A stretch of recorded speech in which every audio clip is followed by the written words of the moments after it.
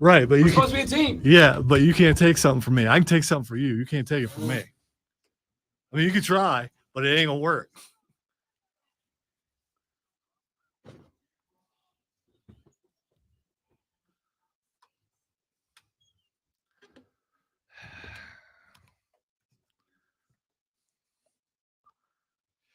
It's a good day to have a good day. Ladies, gentlemen, boys and girls, children of all ages, welcome in the Monday morning edition of the Rob Brown Radio program. Starts right now. What's up, upstate South Carolina? Hello, America. Howdy, world. How's everybody? Living the dream, I hope. Hope you're having a spectacular start to your day. It is 6 o'clock in the morning, so I assume it is emphasis on the start to your day, although I know there are a few of y'all that work over the evenings that are maybe just wrapping it up. And if so, we're happy to be your nighttime show of choice. But if that's not you, if you're one of us that finds yourself up this early in the morning, then we are happy to be your audio caffeine to get you going this and every single morning. My name is Rob Brown. The pleasure almost exclusively mine, because joining me this morning, as he does every single morning, working the buttons and the switches and the levers and the knobs and all the simple machinery required to keep us not just on the air, but on the air and sounding this damn good, is the great one, Lonzo. What up, Zoe? Yeah, that's the engineers do that. I'm just here. I'm just here. Yeah, but if you weren't there, then I'd have to be over there, and I don't want to be over there. So glad you're here. Because you're that skilled. You really are. Actually, I am. Actually, we are. Everyone on this station is that skilled. So there's that. That's actually true. That's actually true. For the first time, everyone can switch out and do everything if need be. Next man up on the fan upstate. What a show we have today. Of course, since those of you that have asked, allow me to throw it right out from the get. Damian Priest, WWE World Champion, will be here in the building at 8:40 a.m. We'll have about 20 minutes with Damian Priest, the current WWE Champion. His Monday Night Raw is in town at the Bon Secours Wellness Arena. Coming up this evening, I will be in attendance because I don't care about my own health and well-being. So I'll stay up late for a little Raw.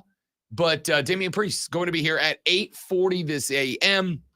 We will talk to him about his WWE career through NXT, where he was a North American champion, his transition to the WWE main roster, where he became a United States champion, a four-time WWE tag team champion, along with Finn Balor, the only tag team to hold both the Raw and SmackDown titles twice. The only couple to do it. Also turns out he's a big music guy. Big rock and roll guy. So we'll ask him some questions about that. He has been one of really two guys, he and The Miz, that have been trusted to consistently work with celebrities during their time. We'll talk about that. I'm really looking forward to it, man. I don't know. Your music and his music, do they cross over? I'm going to go Venn diagram with a very little circle in the middle. Okay. This is one of those things where Diesel probably would. Oh, for sure. Yeah. Okay. For sure. But I'm going to say, because I dabble in Diesel's world. Every now and then, Diesel will send me a YouTube video of like some Mongolian throat chanting heavy metal. And I'm like, oh, I'm into this. I didn't know that till literally right now. Dude, I forget the name of those guys. Those guys. The Who. Yeah, that's it. Spelled H-U. Yeah. Those guys are wicked. If you've never seen them, allow me to expand your horizons ever so briefly. Find The Who on YouTube. H-U. They are a Mongolian throat chanting musical act, and they like take this traditional style of Mongolian singing, I guess, and then they put it to like dope rock and roll music. It's very cool. It's very interesting, and it hooked me quickly. So I'm going to say we got a little bleed over, but we'll find out. Damian Priest in the studio at 8:40 this A&M. Looking forward to that. We have got to get to the NBA playoffs. By goodness, would everybody look at that? The Denver Nuggets like I said they would, have now rolled up twice on the T-Wolves, both times in their building. I told you it was just the clutch was stuck, man. This team didn't lose it. The clutch, you ever driven a manual? And sometimes you go to get on the clutch, and because you got the gear shifter in the right spot, the clutch just and it just sticks on you. That was the Nuggets. The clutch was stuck before they got to the top gear, and in game 3, they were able to find it. In game 4, they got up to top speed, and just like that, we're heading back to Denver. We've now got a 3-game series, and the Nuggets have home court advantage once again. This is the sort of thing that makes certain so-called experts go nuts because they think it's over. And then suddenly you got to jump back. Oh, I didn't. The whole time I knew they were still in it. Thought they were done, but no, I didn't think they were done. I knew they were going to do it the entire time. Yesterday morning, I sat in on BetQL's 5-Star Weekend with Pat Boyle. Why do you think I was talking about you? I mean, I'm not saying you are. I was going to talk about Pat Boyle. Okay. All right. I sat in yesterday morning on BetQL's 5-Star Weekend with Pat Boyle, who is a host and producer on WFAN in New York City. Big time guy. And so Hayden Ass Mario calls me. He's like, hey, dude, I went through the 97 people I usually have guest host this show. None of them can do it. Do you want to fill in? Yeah, for sure. I'll do it. That's not true. The VP of BetQL called me Wednesday and asked me to do it. So brush it off. And it was only 82, not 95. Correct. So I sat in on yesterday's show, and Pat Boyle and I were going back and forth about our favorite picks. And he said, all right, what do you think about Denver on the road at Minnesota after game 3? Denver gets the win. I said, I'm going to tell you right now, I'm rolling with the -2.5. I'm rolling with them -2.5. I like it. I think they're back. I told you they've been slept on. Texas said, Rob, you were whining it was over. That was you. No, it's not. It's absolutely not. I asked the question, did I misjudge the Denver Nuggets? I asked the question, was this the Nuggets being bad or the Timberwolves being good or some combination of the mix? But I did not for a second throw the dirt on top of that grave. I absolutely did not. I don't recall. I do. It was me. I was there the whole time. Were you? Yeah. Are you ever here the entire time? Okay. Physically, I was here the whole time. Mentally, I was here most of it. I never once threw a shovel of dirt on the Nuggets. In fact, quite the opposite. I said, look, I think this team, and I know that because I used the stuck clutch metaphor last week on him. I said it last week. Remember, I made the annoying ass sound. Yes, it is the second time we've heard this analogy. So, yeah. All I said last week was, is this team now bad or did they get stuck between gears? And I asked it as a question. So let's ask the Rob Brown question. If you had to bet a paycheck on it, you going on Denver? Yep, sure am. Said that yesterday on a nationally syndicated gambling outfit. If I have to go paycheck on a series winner, I'm going with the Denver Nuggets because, again, I think they spent 4 weeks. You realize we are a month into the NBA playoffs. A month we've been playing playoff basketball, and we got another month to go. Sorry, in another month, we will start the NBA Finals. A month from now. I think we're on game 2 a month from now. Why does this sound like a complaint from a baseball guy? Not. I mean, it's not a complaint. Yeah, the point that I'm making is that teams that start the NBA playoffs are very rarely the same team that finish the NBA playoffs. The NBA playoffs is like its own mini regular season.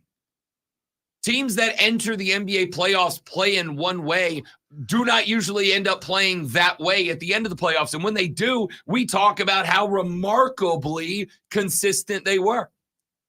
I did not throw dirt on the Nuggets because no, that was a week ago.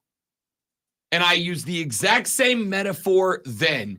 I think the Nuggets are stuck in cruise control. The problem is that the Timberwolves are not. The Timberwolves are not. And let's not pretend like Ant Edwards didn't get, what did he get last night? 44 in the L? I mean, let's not pretend like this Timberwolves team is anything less than still really good. This is why I've been pimping the Nuggets the whole time. Yeah, I had a little doubt start to creep in last week. Why wouldn't I? They got beat twice on their own court. Of course that caused a little doubt. Of course, I asked the question, all right, are the Nuggets bad? Have they fallen off? Or are the T-Wolves that good to shock everybody? And I said, look, I'm not writing off the Nuggets. I think they might be in trouble. Scratch that. They are in trouble. They're down 0-2 and lost both at the house, which means now they've got to win 4 out of 5, and they've got to do it with 3 of those games being on the road. You have lost home court advantage. Not lost it. You got it taken from you, snatched. And then all they do is go up to the T-Wolves, go to the Land O'Lakes, and knock off the Wolves twice on their own court. And now they look like a team that's got it. Now they look like a team that's figured it out. Now they look like they were able to get that clutch popped. They were able to come up a gear, and now they're in great shape. Enjoying it, man. Enjoying it. So we'll talk about that a little bit more at length. Lonzo, the Dallas freaking Mavericks. How about the Mav putting the Thunder in a 2-game-1 hole? They get one on the road. They get one back at the house. And all of a sudden, Luka, and I'm not going to say I'm not still a little bit concerned about Luka's health. My dude is beat up. But he got some help in the last one. He had some other guys stepping up around him, making some noise. And all of a sudden, the Mavs are up 2-1. We're going to talk about that series. The Knicks, New York's in trouble. Told you. New York's in trouble. And it is going to be because of the war of attrition. And it's going to be because the Pacers smelt blood in the water the other day. The Knicks are beat up. Jalen Brunson's got a foot injury. They're down to their 19th string center playing in the middle. OG Anunoby is out for at least this series, maybe the next. The Knicks, this is the risk. We talked about it last week. The benefit and the detriment of playing playing basketball as physically as the Knicks do. There is a benefit to playing it like that. The benefit is when you hand check and you're hip checking, your body checking. You saw that raw athleticism on defense right there. When you're doing that, referees ordinarily start to let you get away with a little bit more. When you're hand checking every time down, referees are going to say, I can't call every hand check. We'll be here 9 hours. I got to get home to watch Raw. I can't call every penalty. It's going to be late. There's a pay-per-view on tonight. I got to go home. So you start getting away with a little bit more. The problem is your games get more physically. The other team is going to, even if they're not a super physical team, they are going to start responding to that. They're going to start checking you back. And when they start checking you back, you start getting hurt.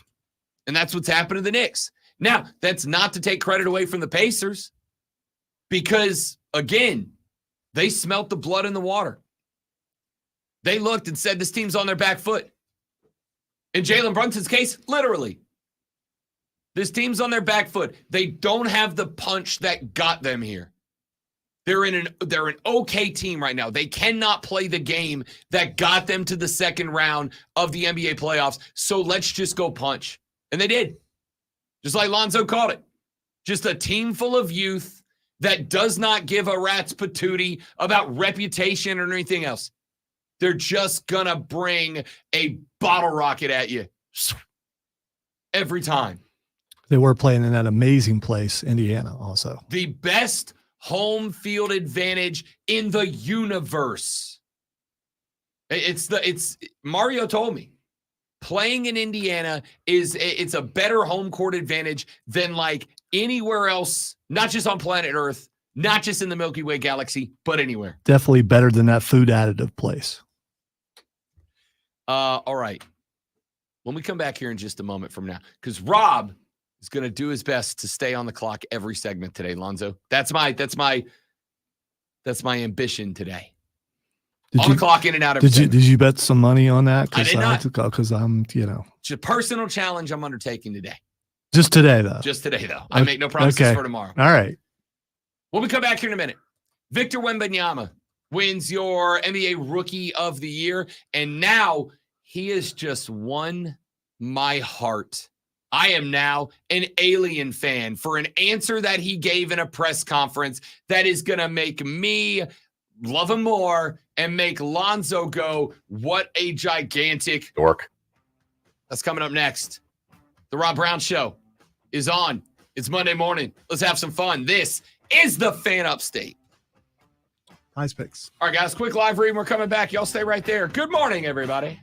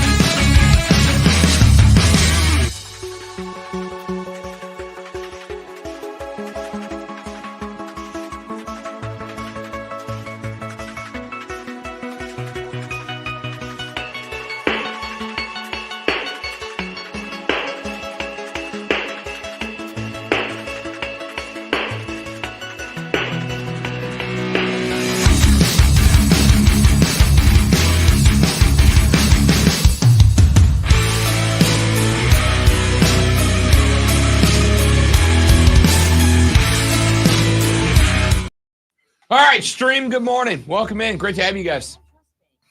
Any small engines guys out there? My lawnmower died yesterday. Uh-oh. Yeah. Uh-oh. So if you haven't changed your air filter in like 5 years, is that bad? Yes. Because I'm guessing that's part of it. Yes. Yeah, but the problem is I can't find a stinking air filter. Went to the place where I bought the mower, and they don't have them anymore. And so I'm going to try Tractor Supply tonight because it's Tractor Supply. You would think they would have. So we ordered online, and they sent us the wrong thing.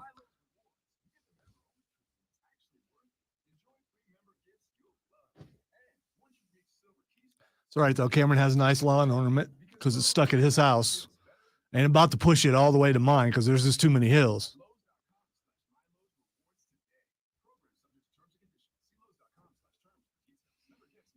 I made that walk twice yesterday. Walked back up there. It started. ran for 2 laps, and then died again.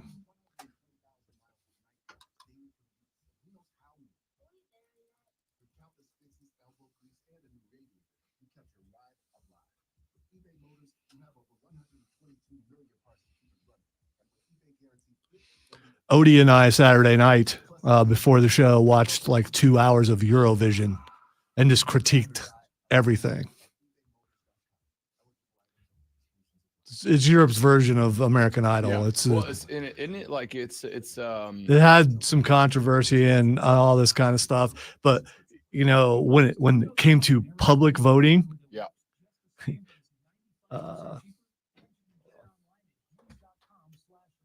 Rob Brown Show, what do you want to talk about? And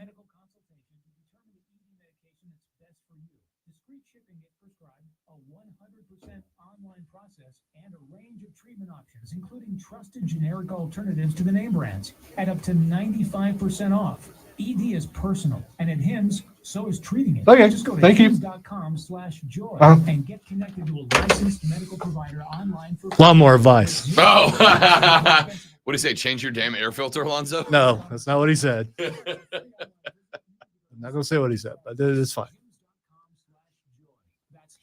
No, when it came to the public vote, I was waiting, and because, you know, there's politics and the Israel hate and all that kind of stuff, Israel ended up with like 300. They went from like middle of the pack to first place. They didn't win, but it was, you know, the people in that crowd was stunned. And then the band that should have won, Croatia, ended up in first place. I'm like, yeah, Croatia. They didn't win. Stinking Switzerland won. Like metal music. It was, I can't even explain it, but it was better than a lot of the other stuff.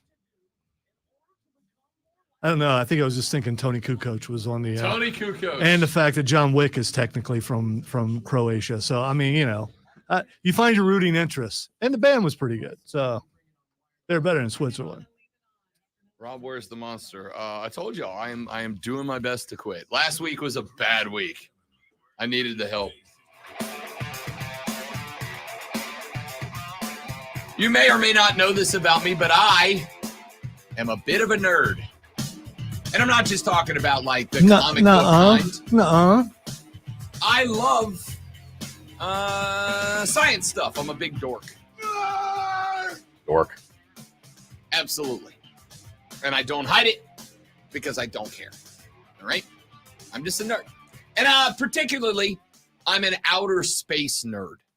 I'm an outer space nerd enough that on Saturday evening, after the Triumph game, 3-2 win, by the way, Jamie Smith, an absolute banger of a goal from about 33 yards away. After that game, the lady friend and I popped in the truck at about 10. We don't leave our house at 10:15. What are we, 7? We don't leave our. We got in the truck and we got on 25 and we just drove north until I was almost out of gas and pulled off onto some dark, abandoned murder mystery highway off the side of 25 to see if we could see the Northern Lights. Which you really just needed your phone for. I mean, we tried everything. Couldn't get them. Yeah, couldn't get them. We got plenty where we were. Did you? But the tree line is so big, there's like one window. Yeah. So you have to get there. It looked like, and I described it this way Saturday night, chemtrails at night. So that's what I mean, without a camera taking a picture, it just looked like chemtrails at night. I thought you would appreciate that. I didn't. So the Northern Lights were out on Friday. A bunch of friends and family got them. I also think you had to be like a long way away from light pollution. And so we went way up, but I think Saturday was, anyway, point is blah, blah, blah. I will absolutely leave my house to drive hours north in the off chance that maybe I see the sky turn a color because I'm fascinated. Did you get punched for going all that way and not? Did she just punch you? No, she knew it was a risk. I told her, okay, all right, you know, all right. there's a better chance that we don't see it than we did. I didn't mean like her idea. I mean, you know, an arm punch. No, that's what it I was was. her yeah. idea. She wanted in because I was already. She's like, I want to go. Great. And of course, the Northern Lights, charged particles entering the ionosphere.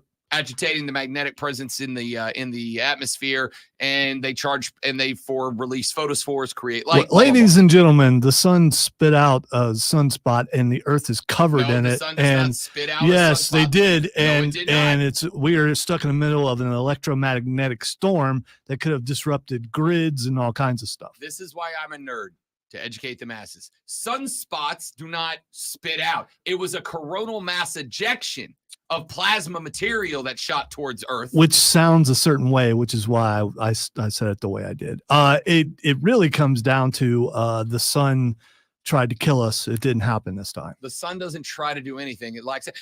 Victor Wembanyama is my new favorite basketball player, because in an age in which the world needs scientific literacy more than ever before, Victor Wembanyama sat down to do a little presser the other day, a little end of the season wrap up with the local media in San Antonio.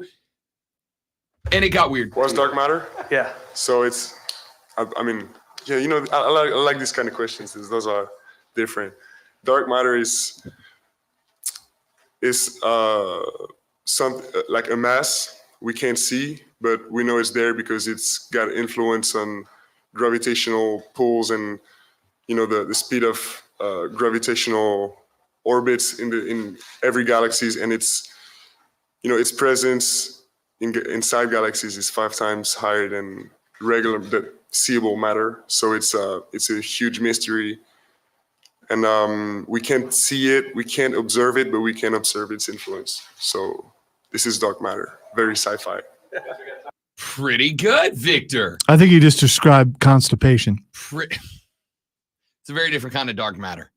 Well, no, you can't see it. You know its presence is there, and it can't. Yeah, that sounds like constipation. Dark matter is a hypothetical form of matter that, when plugged into equations, balances some things that should not happen under the current understanding of general relativity. Bodies move about in orbit in space in ways that general relativity does not explain. But if you were to plug some sort of mass into the equation, then all of a sudden the equation balances out. Now all those movements make sense. And so the theory behind dark matter is that it is an immeasurable mass that contains some sort of characteristics and properties that we, as of today, cannot see or measure or quantify. So it's not saying it does exist, just that it would make all the things that we don't understand about gravitational pathways in outer space make sense if dark matter does exist. It levels out equations across the universe if we have that. And now here is my rookie of the year, out here in a presser, getting asked to and successfully explaining dark matter to the NBA media gathered around him.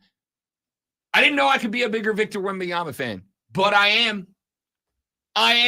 My dude gets up there. You know he's about to get asked, hey, you won rookie of the year. Is it going to add pressure to you next year? Do you feel like there's more that you need to do next year in year 2? You know, the rumor is right now the Spurs might be in trade talks to add another superstar alongside a top 5 draft pick. Is there any direction you'd like the Spurs to? There's all these different things that Victor Wembanyama could be talking about here. And he's like, let me explain to you a hypothetical mass called dark matter floating about in the universe. It's incredible. I didn't know I needed more dork athletes in my life, but I did, and I do, and now we got one. Spectacular, Wemby. Bravo. Well done. Well done. Maybe it's going to take Victor Wembanyama to promote scientific literacy. Oh, there's a solar storm, the Illuminati hoax to take out the planet. It's not. It's a coronal mass ejection. We can literally watch them happen all the time. This one just happened to be pointed at us. All your anger, and no one said Illuminati. Now I'm starting to get concerned. They did. No, I didn't see it. Yeah, they did. If I didn't see it, it doesn't exist. So that's how it works. Yeah, they did. I'm saying it. It is the NWO. It's the lizard people. It's the Illuminati. And Victor's out here like, hey, if you guys would just read a book, Just read a book. Just pick up a book. By the way, we were stuck in an electromagnetic storm that affected radio, it affected satellites, and it could have taken out grids like it did a couple years ago. Mhm. It was All possible. those things are true. Luckily, we did. Yeah, I know. I don't know where Illuminati comes in this. I mean, I don't, because no one said Illuminati. Yeah, they did. Why are you doing I've that? read Doing it. that? Are you sure you haven't had a monster yet? I'm 1,000%. 'Cause no- I'm on Fresca right now. Fresca. Yeah, I've Does that gotten into still Fresca. exist? Oh, it's delightful. Love me some grapefruit Oh. flavored soda water. Why am I thinking enjoy Caddyshack now? Fresca. Would you like a Fresca? I love a Fresca. Am I the only one that didn't know that Fresca still exists? No, I no. did. I just Fiance and I, it's like all we're it's all we're going to now, man. And the Fresca is delightful, is all I'm saying. All right. what did you buy it at Costco? It's been there for like 35 years, and you guys are the ones that No, bought we it. pick up about a 12 a week. We slam through this stuff. That's weird. It's delightful. All right. Dark matter. Thank you, Victy. Thank you, Victor Wembanyama, for being the sci. Maybe we can get Victor Wembanyama, the NBA sci-fi guy. Give my man a TV show. He deserves it. Let's take a break. When we come back here in just a minute, let's talk some more basketball. We've got playoff series everywhere. Jamal Murray out here knocking down half-court three-pointers like he's getting sponsored for it. What a dude. They didn't need Jamal Murray. That's what scares me about Denver. We'll talk about that when we come back. Rob Alonzo and you, the Rob Brown Show rolls on. It is the Fan Upstate.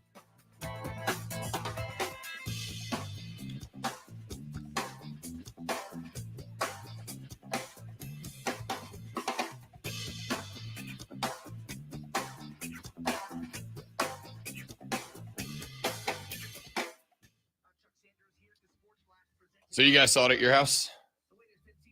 Yeah, Raven texted us because I wasn't aware, and so next thing I know, the door is open and Lisa's outside, and it's like late, and she should not be out there in the woods by herself. So I went out there for a little while, and was not impressed because you had to see it through a phone. Yeah. If I look at the sky and I see the aurora borealis without actually having to use some sort of lens, I'm good. But if I have to use, then it just becomes a camera trick to me. I did make fun Saturday of all those people where if I see another picture, it's like, shut up, dude. I mean, how often does this happen? There's always those guys on social media. It's just like, you don't have to show us Some what, people dude, like you to don't have to crap on what look. other people Yeah. enjoy. I mean, my wife loved it. My kids thought Yeah. it was amazing. I just was like, I was real disappointed I missed it. But the fiance is in for taking a trip to Alaska to go see them, like the real ones. in right. person with them. Where you don't have to have Yeah. a camera or You just go something. lay You under just, the yeah. stars, and there it is.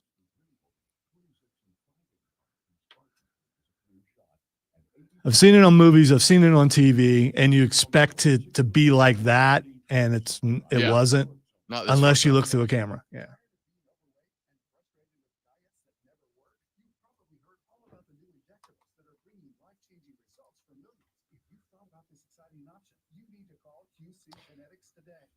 Yeah, I've watched webcams before that are pointed at the ones in like Norway and North Canada, and it's pretty incredible.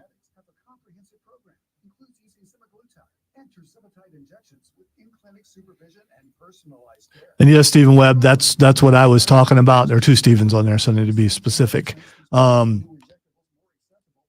He was watching when I got to work Saturday, and I'm like, is this recorded? And it wasn't. It was live, and it was interesting. Their voting system and all that kind of stuff.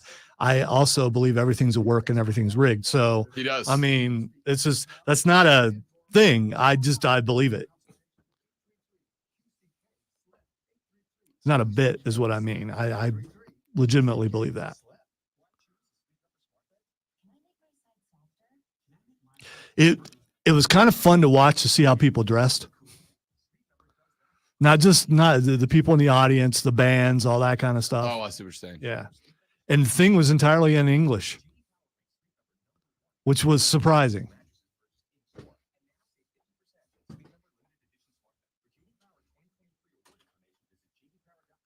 There was a movie about Eurovision with Will Ferrell in it a few years back. I don't remember what it's called.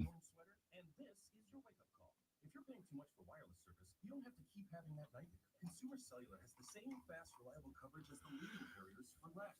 And for a limited time, new customers receive their second month free when they sign up and use promo code MONTHFREE by May 31st. So why keep spending more than you have to? Seriously.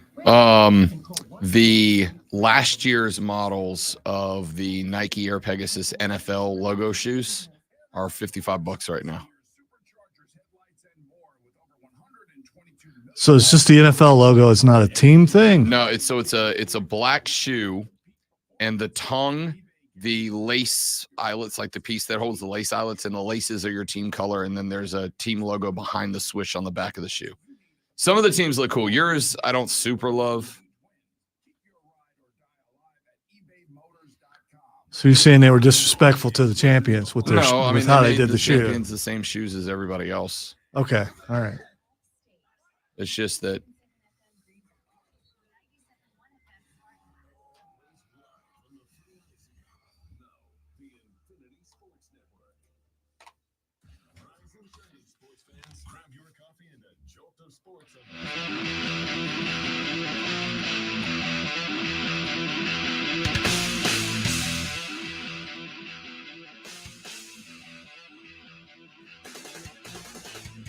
NBA playoffs underway.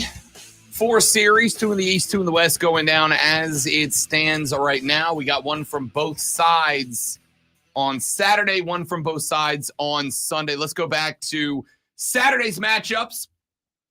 Western Conference semifinals, Game 3, and the Dallas Mavericks. A 105-101 win over the Oklahoma City Thunder. Luka and the gang now on top of the 1 seed, 2 games to 1. Is this the most surprising series so far? I think in terms of results, it's got to be, right? Why? From which side, though?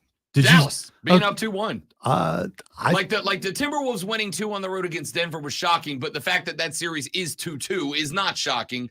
The fact that Dallas has jumped out to an early series lead kind of is to me. Well, I thought the other team was a little overhyped, but and maybe it's true. It's Kyrie Irving is definitely making a difference with Luka. Scored as many points as Luka on a little bit better shooting overall. The difference is, for one reason or the next, Kyrie didn't go to the free throw line. The Mavs went to the free throw line 16 times in that game. 7 of them were Luka, 1 was Jones, and 8 were Lively off the bench. Kyrie did not go to the free throw line. If he did, he'd have more points than Luka, because Luka ended up with 7 of his points from the stripe. On the flip side, you got 13, 16, 9, 8, and 31 across the starting 5 for the Oklahoma City Thunder. I had a conversation about this team with Decker on Saturday, so I want to get your thoughts on it. The conversation we had was, I don't think Oklahoma City has the experience to know the pressure they're under right now. And I think maybe it finally clicked in Game 3. I don't think that they had the recognition, the understanding of what it means to be where they are, especially because they had a run to the 1 seed where Denver got out of the way, where Minnesota got out of the way, and they end up with that. Then they get to skip the play-in, so they don't feel any pressure from that. Then they get what we can now for certainly say is the worst team to make the Western Conference playoffs, our New Orleans Pelicans, who they sweep with ease. There was 1 game that was competitive, Game 1. And after that, it was just easy for them the rest of the way. So I think that when we talk about having it in cruise control, I genuinely think the Thunder were in so many spots that they did not have any pressure on them. The Game 3, the loss after Game 2 was the first time that they felt it. Like, it's the first time they felt it. And I think Luka kind of put the screws to him a little bit. And I think when Luka kind of put the screws to him a little bit, I don't want to say they collapsed, because they did shoot 47% and 33.3% from 3. But it's like they didn't have the flow that they carried in those New Orleans games. They didn't have the flow they carried down the stretch. It was like it felt like a very nervy team. It felt like a team that didn't trust their system the way that they did in the last series versus Luka Doncic, pardon me. I was going to say PJ Washington, who outscored Luka and Kyrie in that game, because PJ Washington has decided he going to make it about him, and Dallas is good with that. What do you have, 33 and 1, 27 the next? Shot 11 of 23. PJ Washington, so that we're all clear, is the difference in this series right now. Luka and Kyrie, 10 of 17 for 22, 7 of 17 for 22. Luka and Kyrie are playing okay basketball. It's not enough to win the series. But if they're going to get former Hornet PJ Washington chipping in 27, yeah, they're going to win more than they don't. They are. I think Oklahoma City got tight, great one, and I think Dallas found a variable in PJ Washington that nobody saw coming. And now they're up 2-1. And I'll tell you right now, I'm not going paycheck on a team to win this one, because I could see Dallas winning the series. There's one reason Dallas doesn't win this series, and that's if Luka is too banged up to go through Game 7. That's it. If Luka's knee, my man's bleeding through like 6 layers of fabric wrapped around his joint. If Luka's knee is not capable of carrying through him a Game 7, then Oklahoma City wins. But right now, unless that leg falls the hell off, Luka Doncic is playing. All right, I'm going to use a wrestling comparison here. Luka reminds me of Ilya Dragunov, who gets better the more hurt he gets. And that's what it seems like Luka is doing. You beat him up, he plays better. I don't know why that is, but maybe he's able to focus more to try to keep his mind off the pain. But it just seems like the more you hit him, the better he gets. That's not necessarily unfair. It's not necessarily unfair. Luka, my dude the other day went face first, teeth first into the court. Then what did he do? Pop up and shoot like 68% the rest of the night. You can't kill him. You can't. You can try, but you can't. Boston, 106-93 winners over the Cleveland Cavaliers. They take a 2-1 series lead. I don't think Cleveland's winning another game. I mean, good on Cleveland getting one. Yeah. I mean, that was a little surprising that they got one and how they did it. Donovan Mitchell shooting for 33 points on 12 of 22 and 7 of 12 from deep. But that's kind of the way, right? The only 2 games that Boston has lost in these playoffs, they came because of exceptional 3-point shooting nights. And the harsh reality of NBA basketball is that you're not doing that every night. I don't care how good of a 3-point shooter you are. You're not. This is not normal. So they had an unusual night did the season. Listen, I want to say very clearly, I kind of respect the hell out of the Cleveland Cavaliers. Donovan Mitchell deserves to be talked about more than Donovan Mitchell is being talked about. Donovan Mitchell right now is carrying this team to anything. He carried them through the series with the Magi in the last round. He carried them to the victory in Game 2, and he carried them to at least making this one somewhat close. I respect it. I love what Donovan Mitchell's doing. But let's just call it what it is. Cleveland's not as good as Boston. Is anybody going to push back on that? I think we've hit in this series one of those spots where Cleveland has the biggest problem that you can have in sports. The other team's just better than you are. That's it. Sunday's games. Let's go on to game number 4. Pacers, Knicks, 121-89. The Pacers destroy the New York Knicks. It frankly was not that close. You had, of New York's 5 starters, 1 in double digits. It was Jalen Brunson, who went 6 of 17, 0 of 5 from behind the arc. From behind the arc, the starters went 1 of 13 from deep. Now, these numbers are skewed because by the time that we got to the third period, this thing was over. Indy scored 34 and 35 in the first 2 quarters to the 14 and 27 put on the board by New York. They outscored it by 10 in the third. At that point, the ball game was over. New York went to the bench. Why wouldn't you? Let's get the young boys some time. Let's get them some XP, and let's try to save up. Let's try to save up the knees and the ankles of the starters because now we got ourselves a fight going back to MSG. And I don't think that there is a Game 5 more important than Game 5 in this series to the home team. Denver loses at home. We already know that not only can Denver go on the road and get a win because they just did it twice, but they still get one more at the house if it goes to 7. On the flip side, if New York loses this game and they go back to Indy, Indy is going to be next level hype, man. Next level hype. I would be terrified if I am the Knicks, not just because you're going home where you can't lose, but you're going home where you can't lose to a team that just beat you 89-121. What about the Pacers? Would you tell them to do better? What about their game would you have changed? I got nothing. They shot 45% from deep. They did not overshoot. It wasn't like they were leaning on the 3. They put up 88 field goals. They knocked down 50.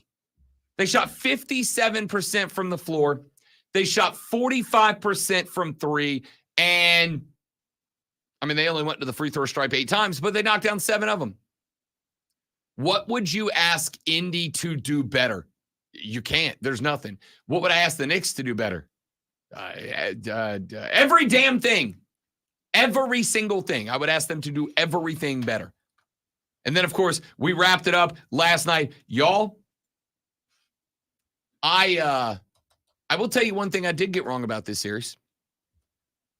Because we talked about it back in the opening segment of the day. I said, maybe Rob Brown was right. Maybe it did take a little time. Maybe the Nuggets were stuck between gears. Maybe there was a little more that needed to get done. And all of a sudden, they found it. All of a sudden, they found that last gear, 115-107 winners. And granted, they had to hang on in this one. Minnesota made a late push. They had to hang on to finish it, but they did. And that's what a championship team does. How many games over the past handful of years have we seen the Denver Nuggets do just enough? Just enough. A lot of them, including this one. They've done just enough. But that's, as I pointed out to Pat Bowl on BetQL yesterday, if you win by 1 or you win by 91, you still won. You don't get bonus points for it. If you win 78-77 or 160-80, it's worth the same in the schedule. Doesn't matter how good you look in a loss or how bad you look in a win. Yeah. A win's a win. Loss is a loss. Denver don't care if you think they're flashy or not. They don't care if you think they're boring. Now, there is one thing I got right about this series. Rudy Gobert is getting killed by Nikola Jokic. Getting killed. The best defensive game that the Timberwolves have had was Game 2, the game that Rudy Gobert missed. Rudy Gobert is the weak spot on this team, which is wild. The defensive player of the year, as far as I am concerned, is the weak spot on this team. Nikola Jokic is getting whatever he wants against Rudy Gobert. 35 points, 15 of 26 from the floor. And then Rudy Gobert goes out there. He gives you 11 points on 3 of 5 and 5 of 9 from the stripe. Rudy Gobert is not helping the Timberwolves. And I don't know if you're Coach Finch, I don't know how it is that you bench Rudy Gobert like days after he won the 2024 NBA Defensive Player of the Year award. But I go back and I look at Game 2, which was the Timberwolves' most efficient defensive game. And the only difference from Game 2 to Game 3 and Game 4, games where Nikola Jokic came back, the only difference was Rudy Gobert. He is getting punked by Nikola Jokic right now. And Jokic had an okay game. Remember, I read you the stat line, though, from last week. Going into this series, the last 10 games in which Nikola Jokic shot 25 or more free throws, the Nuggets were 4-6 and had been outscored by a combined 62 points? If my memory serves me correctly, which usually it does not. They went at a 40% clip and are outscored at roughly 8 points a game when Nikola Jokic shoots 25 or more field goals. You know how many he shot in this game? 26. So the narrative, the trend, the thing that is supposed to be the trigger, the indicator for when Denver's up against the wall, for when Denver is in trouble, didn't matter because Rudy Gobert couldn't do anything about it. Denver brought Nikola Jokic back out to where his game has him, at the elbow. For being a 7-footer, his game is at the elbow. It's working the free throw line. Free throw line extended. You can bring out 2, double team me, and I'll throw it underneath to whoever I need to throw it in underneath to. Last night, the beneficiary was Aaron Gordon over and over. How many? I don't know. How much of that game? Did you get to watch much of that game? I've watched a portion of just about every game this weekend.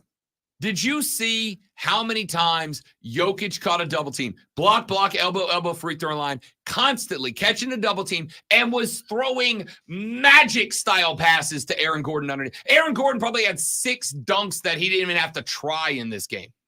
Which is a smart move. And if you have someone else to cover for you when you're getting double or triple teamed, I mean, other players have to step up and they're doing that. Yeah.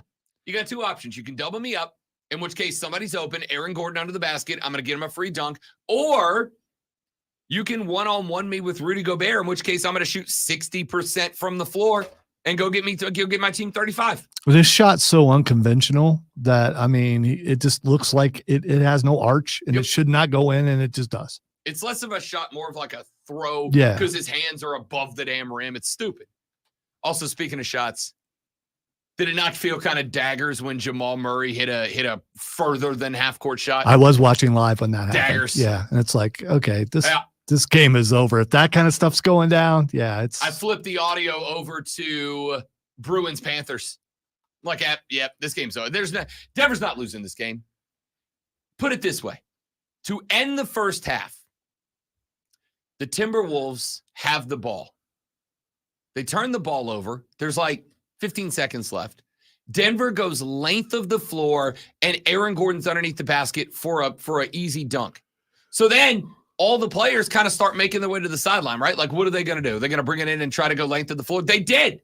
I think it was Mike Conley, brings the ball inbounds, throws it down across half court, trying to find one of his guys, overshoots his man in half court, ends up in Jamal Murray's hands. Jamal wraps around a defender and throws up a prayer from 2 feet on the opposite side of the half court line, and it does not touch an atom of steel on the way through.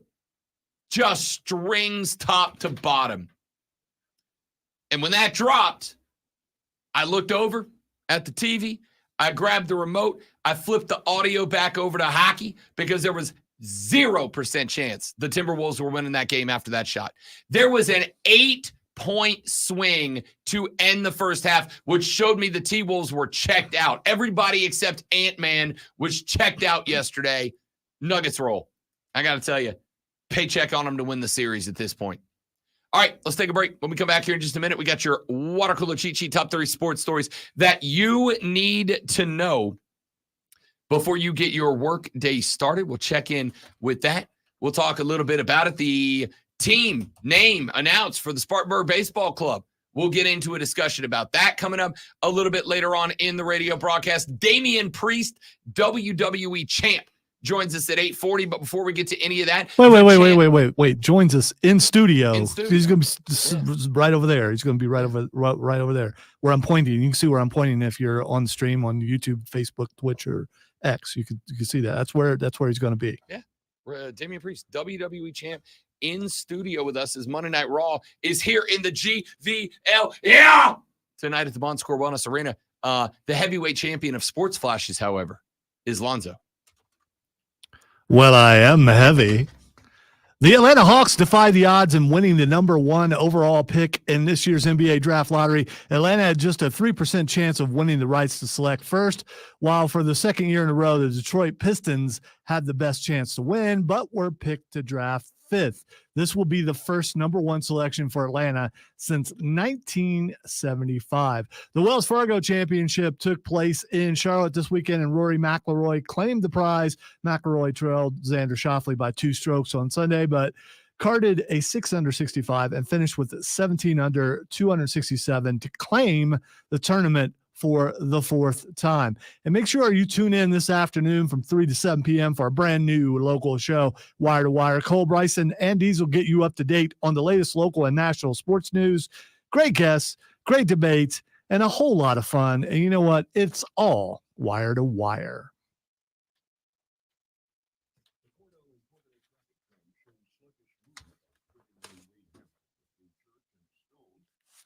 All right, come on, Bill.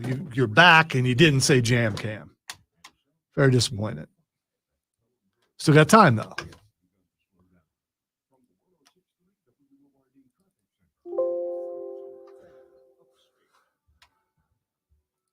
the flowers come into bloom, it is like a field of dreams. Hi, I'm Belinda Smith. My husband Russ and I own Briar Hill Farm in South Carolina. I'm sure we'll continue to say this, but if you have any questions for Damian Priest, text us 71307 or let us know on the stream.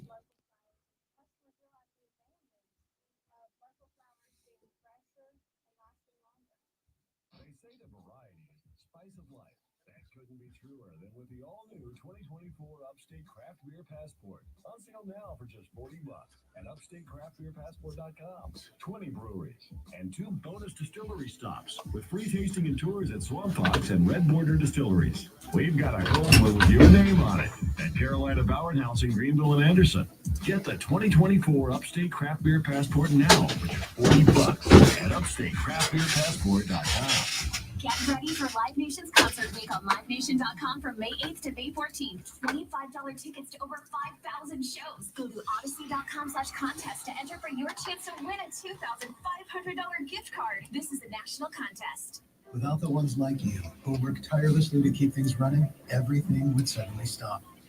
Hospitals, factories, schools, and power plants, they all depend on you. No matter the weather, emergency, or time of day, you're the ones who get it done. At Grainger, we're here for you with professional-grade industrial supplies. Count on real-time product availability and fast delivery. Call, click Grainger.com, or just stop by. Grainger, for the ones who get it done. As a roofer, spring means the start of my busy season, which means I've got to get organized with help from Beacon.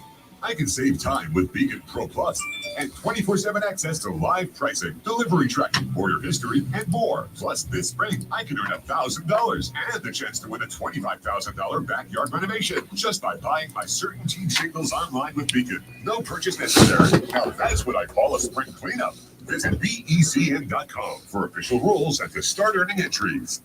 Unique and unlike any other sports talk show, it's BetMGM Tonight, Monday through Friday from 7 to 11, only on the Fan. Upstate. BetMGM Tonight is the red zone for casual and hardcore sports fans. Live sports betting updates for all of the night's games as they happen. Get the latest scores, sides, totals, props, parlays, futures, and much more with real-time, relevant sports wagertainment tonight at 7. BetMGM Tonight, exclusively on the Fan. Upstate. And on the Odyssey app. Your morning jolt of sports. It's the Rob Brown Show. Do you want to know what song it was that got us booted in Russia? I am a real American. You're right. But Russia took us off the radio for I am a real American. Screw you, Russia. That's all I got to say. Suck it, Putin. Yeah. Hey, Russia. And if you're not down with that, we got 2 words for you. Hell yeah! Fight for your life. I am a real American.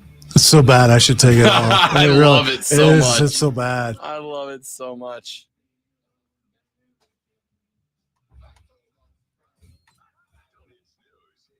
Dun, dun, dun, dun, dun, dun, dun, dun, dun. When it comes to the best sports talk, listen to the Fan Upstate on Odyssey, no matter where you are, in the car, at home, at work. Download the free Odyssey app on your phone. Search the Fan Upstate, and you're in the game. Are people from Spartanburg called Spartanburgers? I have heard that. Spartanburgians? No, Spartan Burgers. Is it? I've heard that, and I thought it was a joke, and it was not. Okay. So I don't know if they refer to themselves as that, but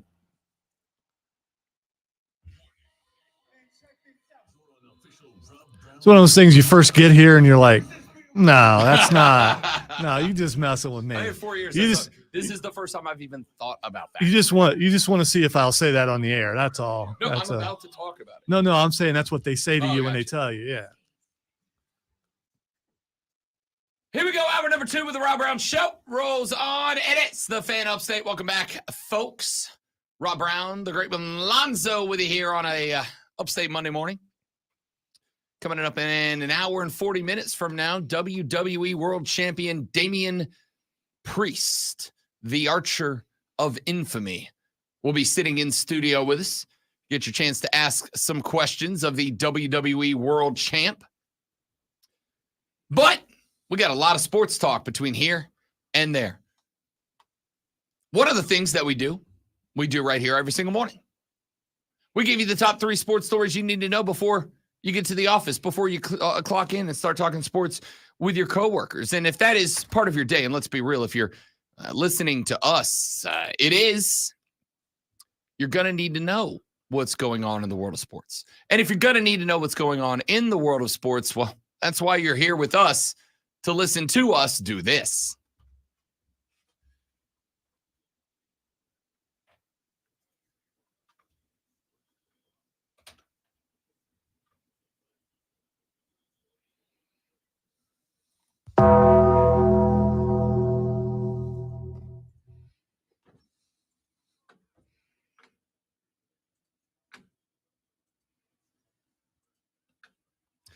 It is the water cooler cheat sheet, the top 3 sports stories you need to know before you get to the office this AM and start talking sports with your coworkers. When you get there, this is what you'll be talking about. Let us get to item number 1. We have gone over it briefly, but it is obviously one of the things you'll be talking about the most today. That is the NBA playoffs ongoing. Couple of finals yesterday, 121-89. The Pacers blow the doors off the New York Knickerbockers. They tied the series up at 2 games apiece. Both teams 1-1 at home, 1-1 on the road. Now we head back to Madison Square Garden for an ever-important Game 5 coming up tomorrow. 115-107, the Denver Nuggets square up their series with the Minnesota Timberwolves after back-to-back wins. Nikola Jokic in this one, 35 points on 15 of 26, shooting 27 from Aaron Gordon and 19 from Jamal Murray, including 3 of 7 from 3, one of which was a half-court banger that pretty much put the game away at halftime as far as I was concerned. Over for the Timberwolves, Anthony Edwards doing Anthony Edwards things. 16 of 25, 5 of 8 from range, and 7 of 8 from the free throw line for 44 points. You got 11 out of McDaniels, 11 out of Gobert, 11 out of Alexander Walker, and 15 from Mike Conley. Not enough, though, as we will head back to the Mile High City tomorrow for game number 5. Coming up this evening, we have got a couple of games lined up as the Celtics and the Cavaliers will get at it. This game is at Rocket Mortgage Fieldhouse in Cleveland, OH. Open the door, Lonzo. Yeah, it's IO. I mean, you're rolling, dude. I didn't know that you wanted me to jump in there. So that's y'all's thing, isn't it? It is, but you know, I was letting you. Hang on, Sloopy. Don't you diss that song? It's a good song. It's a good song. I still don't understand what it has to do with anything, but there's, anyway. Boston leads that series 2-1. Thunder Mavericks going at it at 9:30 this evening, and Dallas leads that series 2-1 with an opportunity to push the Thunder to the brink of elimination before they head back to OKC over in the NHL. A couple of scores from last night. The Panthers knock off the Bruins. They trailed 2-0 at the end of the first period, but it was all Cats down the stretch, including a couple of third period goals to take the 3-2 lead in that one. The Canucks 4-3 winners over the Oilers yesterday, and we have both of those series continuing as Florida now has pushed Boston to the brink of elimination. They lead that series 3-1. The Canucks lead the series 2-1 over the Oilers. We do have another couple of games coming up for you tonight in the Stanley Cup. The Stars and the Avalanche at 9:30. Dallas leads that series 2-1. And then the Canes back on the road in New York. This one is must win. The Canes push to the brink. It is 3-1. And Carolina, a favorite to win this series, a favorite to win this conference championship, find themselves with their back against the wall. Let's get to item number 2. Buy a dadgum lottery ticket, Hawks fans. Go buy your lottery ticket right now, okay? Because apparently right now it's all coming up aces for the red and black. The Atlanta Hawks win the NBA lottery. They had a 3% chance of winning the number 1 overall pick. 3% chance. Now, this is obviously very good for the ATL in that they're likely going to be able to keep Trae Young now. There was a thought that Ice Trae might be on his way out from this team. There was a thought that this might be a team that Atlanta's got to kick it all out from underneath them and just start the reboot now with a young draft pick. But then they get the number 1 overall pick. That's good. The likelihood that Trae Young gets traded now is, I'll say lower. I'm not going to say 0, but it is lower. So you can probably keep the young superstar, regardless of how you feel about him, kicking ball. You're likely going to be able to keep a couple of the role players here and add a big name. That's the good news. The bad news here is there's no clear number 1 in this NBA draft. There's no Victor Wembanyama. There's no Zion Williamson. There is no clear number 1 in this draft. Nobody in Europe? The only player that a lot of people think might be the guy that comes first is a kid out of Australia, Alex Sarr, S-A-R-R. Alex Sarr is the likely number 1 overall pick. And there's good news, which is what's the one spot that Atlanta has to have help at? The big man, the 5. And Alex Sarr plays the 5. That's good news. They could add to the front court. That's good news. Kid's a 10-point-a-game guy at the G League level. Is that franchise changing? Now, he's going to compete with Rudy Gobert because he's a defensive menace. All right, you say the G League level. Is that here or is he playing in Europe now? He's playing, well, he played in Australia, if I recall correctly. Well, he is French. Anywhere that's not here is Europe to me. So anyhow, those leagues over there are much better than the G League here. How did you just go full Ron Swanson on us? I don't even know who that is.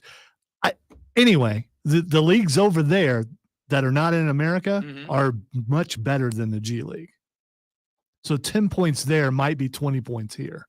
I don't know that I'm ready to accept that as true, but the fact that I'll even be willing to think about it is proof that it's close enough. It's close enough. I don't know if that is accurate, but I think we could have the conversation. However, we'll see. I mean, if they draft him, we'll find out. This guy is a defensive menace. He's a rim protector. He's very Rudy Gobert in his defense. But there's other players that are out there too. Stephon Castle, remember his name from the NCAA tournament this year on that UConn national championship winning team. He was the guy that routinely drew the toughest defensive assignments and was able to knock down shots from everywhere. You got Rob Dillingham, a point guard out of Kentucky, a freshman. Interesting name. Guy that there's a ton of upside, but it's going to need a lot of development. There's a lot of possibilities here for Atlanta. Just a bit of a bummer that the year that they win the number 1 overall seed is a year where there's not a definitive number 1 pick. There is no Victor Wembanyama this year. So all the complaints coming out of Detroit, really, I mean. Oh, no, listen, it sucks for Detroit. Sucks for Detroit. This is back-to-back years where they had the worst record in the NBA, back-to-back years where they had the best percentage chance of winning the number 1 overall pick, and back-to-back years where not only did they not win the number 1 pick, great one, they got dropped back to 5, not 2, not 3, 5. They had, I think, like a fraction of a percentage chance better of winning the 1 seed than the Washington Wizards. And Atlanta, with a 3% chance of winning the lottery, skyrockets both to the 1 seed. Washington gets the 2, Detroit gets the 5. If I'm a Pistons fan, I'm just working under the assumption today that the basketball gods hate me. They just hate us. We can't have anything. Our team sucks. Our coach sucks. Our management sucks. Our draft position now sucks. And for no other reason than the Hawks had 3 out of 100 lottery balls, and yet somehow theirs got picked. Everything sucks. Let's get to item number 3 on the water cooler cheat sheet. Lost my cursor. It happens. I don't know where it went. It happens. All right. This is a question that I asked Lonzo during the break there, which is why you should join us on the stream at facebook.com/thefanupstate, twitter.com/thefanupstate by searching The Fan Upstate or The Rob Brown Show on YouTube and The Rob Brown Show on Twitch, as we are live all 4 hours, all 5 days of the week, including coming up in an hour and a half when WWE champion Damian Priest joins us here on the show. Are people from Spartanburg called Spartanburgers? Is that, like if you've got New Orleanians, Floridians, I've called them Green Villains, but it's like Green Villians. Like if you're from a place, there is a thing that lumps you in with all the people from that place. And sometimes I don't know what that is. Are people from Vermont Vermonters? Is that how are they Mainers? Like what is, I do believe they are Mainers. Yeah, but I don't know about Vermont. I think it is Mainers. Are people from the Berg, do we refer to them as Spartanburgers? Because I need you to know, I've been here in this studio on this station for 4.5 years at this point, and I have never thought about that. Never once have I asked myself the question, what do you call the people from Spartanburg? Are they Spartanburgers? So, the reason I bring this up is because the Spartanburg Professional Baseball Club has unveiled its new brand identity. They will be known in all their glory as the Hub City Spartanburgers.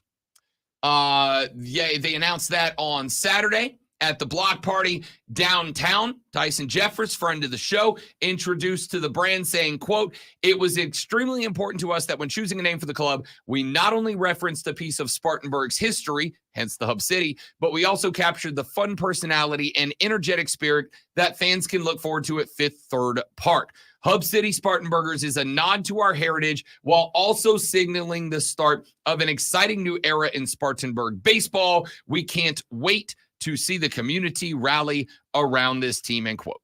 Like the colors. I'm glad there's no pink.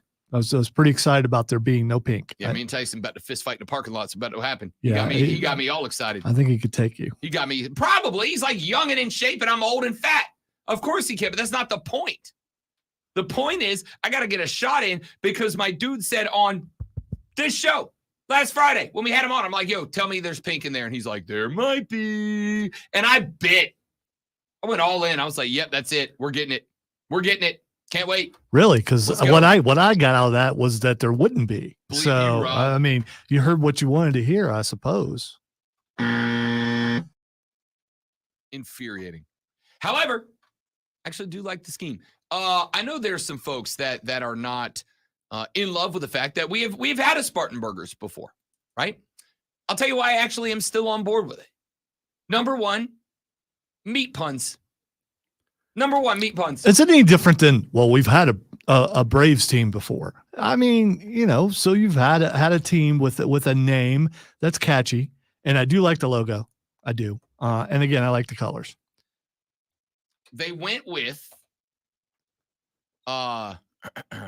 lettuce green, ketchup red, mustard yellow, and Duke's mayo white. Not mayo white, Duke's mayo All right, white. I don't know why you're pointing. Are you reading specifically from a press release that says that? Yeah.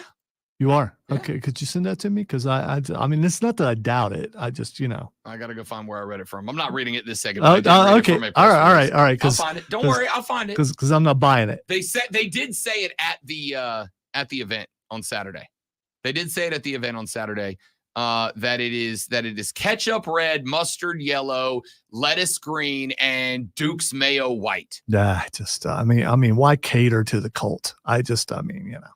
Hey, get on board. But again, I want to see an official press release that says it's Duke's mayo white. I will find it. It's in there somewhere. I'll get Tyson to text you personally. Well, you need to do that. So they go with the Spartan burgers, and I honestly I'm good with it. I liked it the first time around, and this is why I'm not upset about it. The first time around was, and I say this with all due respect to the folks who ran that team, because they were very good to us. We enjoyed it. It was a pre-professional college league. Those are hard to run. They're hard to maintain. It's tough to do. There are very few of them that survive, and ordinarily when they do, they're in the shadow of a bunch of great baseball, right? So it's tough to have that type of success, which is why the old Spartan burgers folded. When they came out with the Spartan burgers, I was on board. I liked it the first time around. Yeah, we had a lot of fun over there. We absolutely did.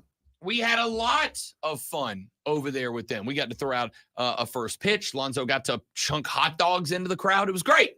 We had a ball with that team. Loved it. I am good with this one as well. And I'm good with them going back to the well for the name because of a handful of things. Number one, it is original. It just is. That's been used once before, so you can say it was not original. It's already been. It's original in the landscape of minor league baseball teams. It is. Number two, I think they did something that a lot of people were concerned about, which is find a way to work Hub City and Spartanburg into the name, right? This was big last week when we asked what names do y'all want. We got a lot of Hub City this, Hub City that, Hub City this, Hub City that. And I said, Dad, I don't know if you can go with Hub City, because the premise of marketing, the premise of naming a team something outlandish and ridiculous is to get attention. And if you're going to get that attention, you want your name said. You want your name said. When folks in Texas are talking about where the recruits are going to be playing and they're going to come up through this team, you want them to say Spartanburg as often as you can.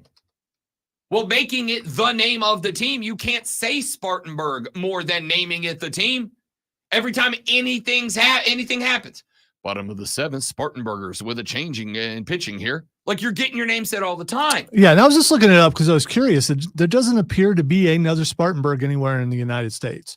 So now the town is mentioned anytime the team is mentioned, and people will research Spartanburg, and it will help the city to grow. Yeah. Jesse said the team could have been called the Sparkle City 3D Glow-in-the-Dark Magical Glitter Rainbow Unicorns. And I would have, it's a little long. It wouldn't fit across the front of the jersey. Just lame, dude. We aren't called Spartan Burgers, and we aren't known for hamburgers. Facepalm, dude. I mean, you have a major restaurant chain, a national major restaurant chain that is based out of Spartanburg. And I had no less than 10 people last week when we asked the name tell me it should be Beacons or something connected to that fast food thing. But here's the thing. I think they kind of hit with both elements in that, yes, you have a hamburger of a logo, but he's wearing a train conductor hat. Yes, you are the Spartan Burgers, but you are the Hub City, which gives you the train reference. All the logos are kind of like midway between a fast food restaurant and a train thing. I think you kind of tried to split the difference with this one. I think a lot of the anger also is people thought for sure that they got the name right and they got it wrong. So there's some hard feelings about, but my name was better. I mean, it will grow on you. I think for even to people on the stream who didn't like it, are finding things that they do like about it. I think people get excited about new stuff. And I think they thought that they were going to get a new team name. And it was going to be something like we mentioned, outlandish, over the top, ridiculous. But you are getting a new team. You are getting a new stadium. You are getting all the things that come with that. Sure. This is why I'm good with it. I'm good with it because it is the unique name you were looking for. You cannot get your team name said or your city name said more often than naming it the team that. It gives you kind of a healthy mix. You can still play to the train side. You still got the burger side. Like, there's all sorts of options there. And again, it is going to stand out in the landscape of Major League. A lot of the names you guys sent me, I'm going to say this respectfully. A lot of the names you guys sent me, they're just baseball names, right? They would have folded into the mix of every other minor league team. Now you have one that when people look down the schedule, they're going to go, what the hell's a Spartanburger? And again, I'm being told on the chat that people from Spartanburger are not referred to as Spartanburgers. I need to know. I just came up out my chair. That's how serious this is. I need to know. Do people from Greenville refer to them as Spartanburgers? Spartanburg, do you refer to yourself as Spartanburgers? That's all I care about. All right? I don't care about anything else. Do you refer to yourself as Spartanburgers? It had to come from somewhere. Did it come from you? That's what I'm asking. Is Spartanburg good with being called Spartanburgers? Back after this on the Rob Brown Show in the Fan Upstate. QC. All right, guys, quick live read. We're coming right back. Stay right there.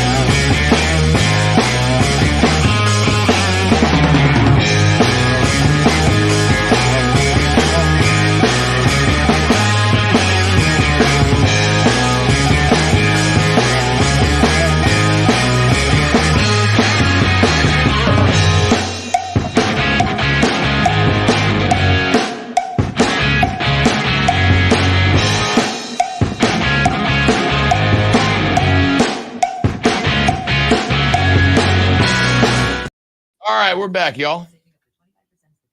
They better have the best ballpark burger in the nation. That is absolutely fair. That is absolutely fair. Yeah, like I'm saying, the food puns are outlandish. Can't wait. Sun's out, buns out, Spartan Burgers.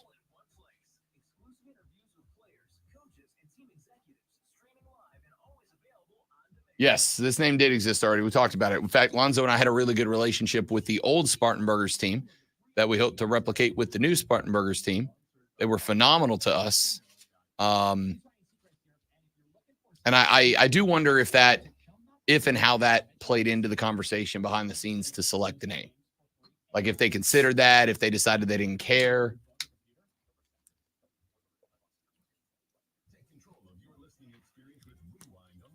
I will say I'm looking at the merch and I don't hate it. New life in the next break, by the way. 10-4.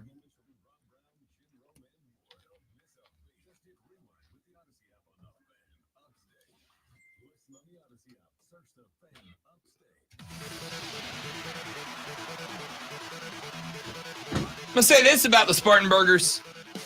Big fan of the merch they rolled out on day one. Big fan of the new merch. Already got the first cap picked out. I'll go ahead and throw it on the screen just to kind of show you what I think they're working with here because I like it a lot, to be honest with you. I like it a lot. There's the first hat they rolled out. I am a huge fan, dude. I'm a huge fan. I like the color scheme. I like the logo with the outline of South Carolina, the white star over where Spartanburg is, and then the script HC for Hub City underneath it. I like that a lot. See, the problem with that for me is I would have to get a shirt also because I don't have anything that hat would match. Well, I have good news for you. Great one. They got that up too. Let's go back. I'll keep that. Again, if you're not watching on the stream, I got the stream. We can go with the classic Andy Reid Hawaiian shirt with the burger logo on it. You can go with the Spartanburgers tee. They got it a couple of different options there. I will wait till they roll out a green shirt.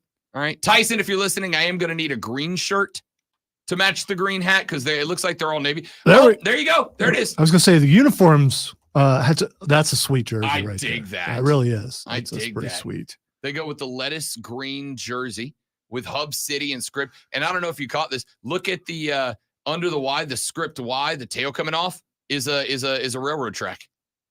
That's a nice little touch. That is. I like that. I like that. I'll tell you this. Like I said, I know not everybody is necessarily thrilled with the name for whatever reason. I know there's a lot of y'all that aren't thrilled about the fact that it has been used before. I know that some of y'all are necessarily thrilled by the fact that they're referring to people from Spartanburg as Spartanburgers. Andrew Jacobs just said, LOL, Andy Reid needs to be the mascot. You're borderline disrespect here, Andrew.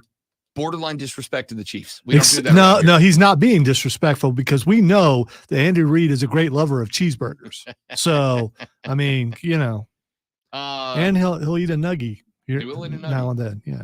They've got the T-shirt with the Hub City logo across the front. I'm good. I'm great with the merch. I'm really good with the merch. Wait. This South Carolina was that logo. pink? Did I see pink? You did. Did you? It's for women, but still, I mean, I'll tell you right now, they turn that shirt down into bro size. I'm buying it. All right, straight up. They turn that shirt down into bro size. I'm buying it. They got the clothes for the little ones. Spartanburg little slider. Get it? Baseball. Little burger is a slider, but also you slide into the base. Little slider. That's pretty good. It's kind of awesome. Pretty good. All right. I know some of y'all don't love it. I'm good with it. I thought they were going to go a different direction. I thought it was going to be something new. I thought it was going to be something original. They decided to go back to a classic. I'm totally fine with that. If you're going to swerve, man, swerve. And that's what they did. They swerved all of us. Yeah, I mean, they did. The build up to it, got everybody excited. Now, I will say there's got to be some payoff. I think throwing Hub City in there was a good decision. I think when we did last week the name the team thing that we did, one of the things that we got the most of was Hub City. We want Hub City. We need Hub City in it. Let's go Hub City. It's homage to days gone by, the railroad tracks. And there's a lot of railroad references, right? The burger itself is wearing a train conductor's hat. The Y at the end of City sliding back around underneath is a railroad track. There's a lot of crossover there. Well, like I said, I think one of the things that you get to do with this name, which is going to garner some attention. All right. I don't know if this is the real Greg Olson, but I believe it is because he's got a blue check mark.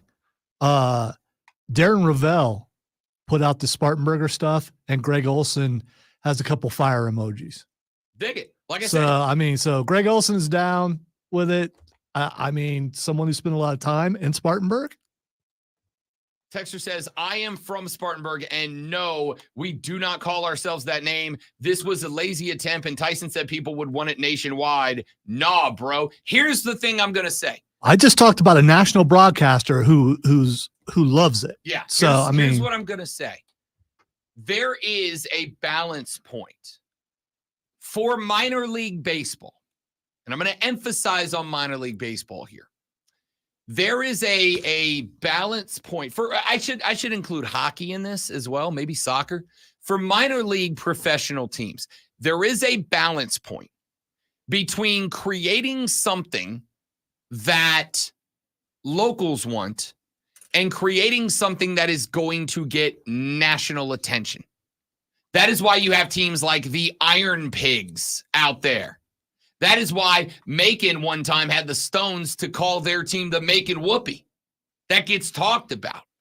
That gets you merch sold around the country. And so I get it that there is I would say, I don't know what the percentage is. I don't want to guess. And the folks that I have talked to so far, it seems pretty fairly split, about half on, about half off with going back to Spartanburgers. Here's what I'll say. It is a unique name, as Lonzo just pointed out. Within a day, you've got Greg Olson sending out tweets about it. Darren Rovell is, like him or dislike him. I'm not a huge Rovell fan. I used to be. Not a huge Rovell guy. Rovell is kind of the voice when it comes to sports business.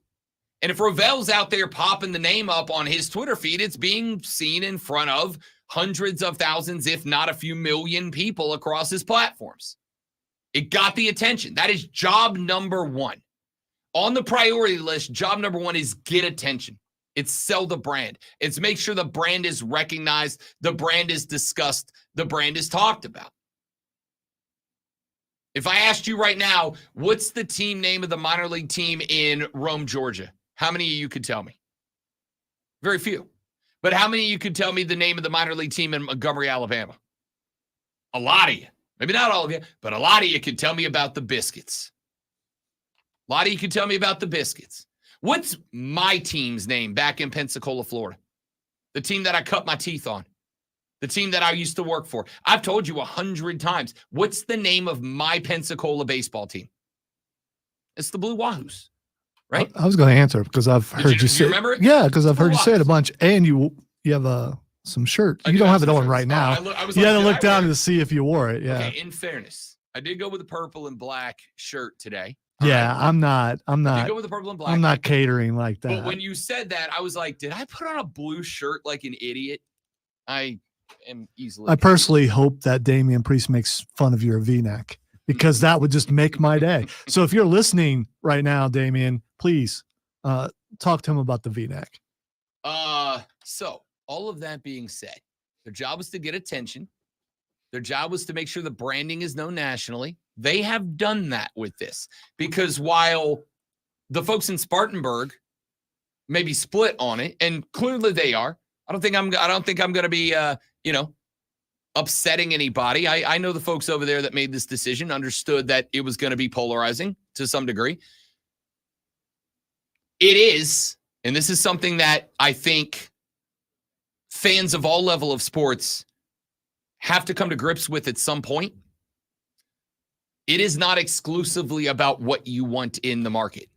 It is about a larger picture. And sometimes you got to do things that maybe aren't the most popular thing in the market in order to maximize profits elsewhere. Because there are going to be, as somebody who buys minor league gear from other teams well outside of markets I'm in or have ever been in or will ever be in, as somebody who has bought minor league gear, I buy it because I look online and I go, yeah, it's actually kind of dope.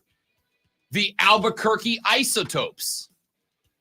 I love that name. I'm a science dork. I bought a hat. I've bought a shirt in the past. I don't have them anymore. I need to get a new Isotopes hat. Point is, I buy this stuff. And that was their goal. That was their job. That's what they were going for. And frankly, mission accomplished. But I do dig it. I do like it. I'm 100% good with it. I like the name. I like the logo. I like that you did enough with the Hub City and the train stuff to really keep that tied in. And I like that it's getting attention one way or the next. Let's take a break. We'll come back here in just a minute. The Rob Brown Show rolls on. It is the Fan Upstate. All right, guys, one more live read and we're coming right back. Y'all stay right there.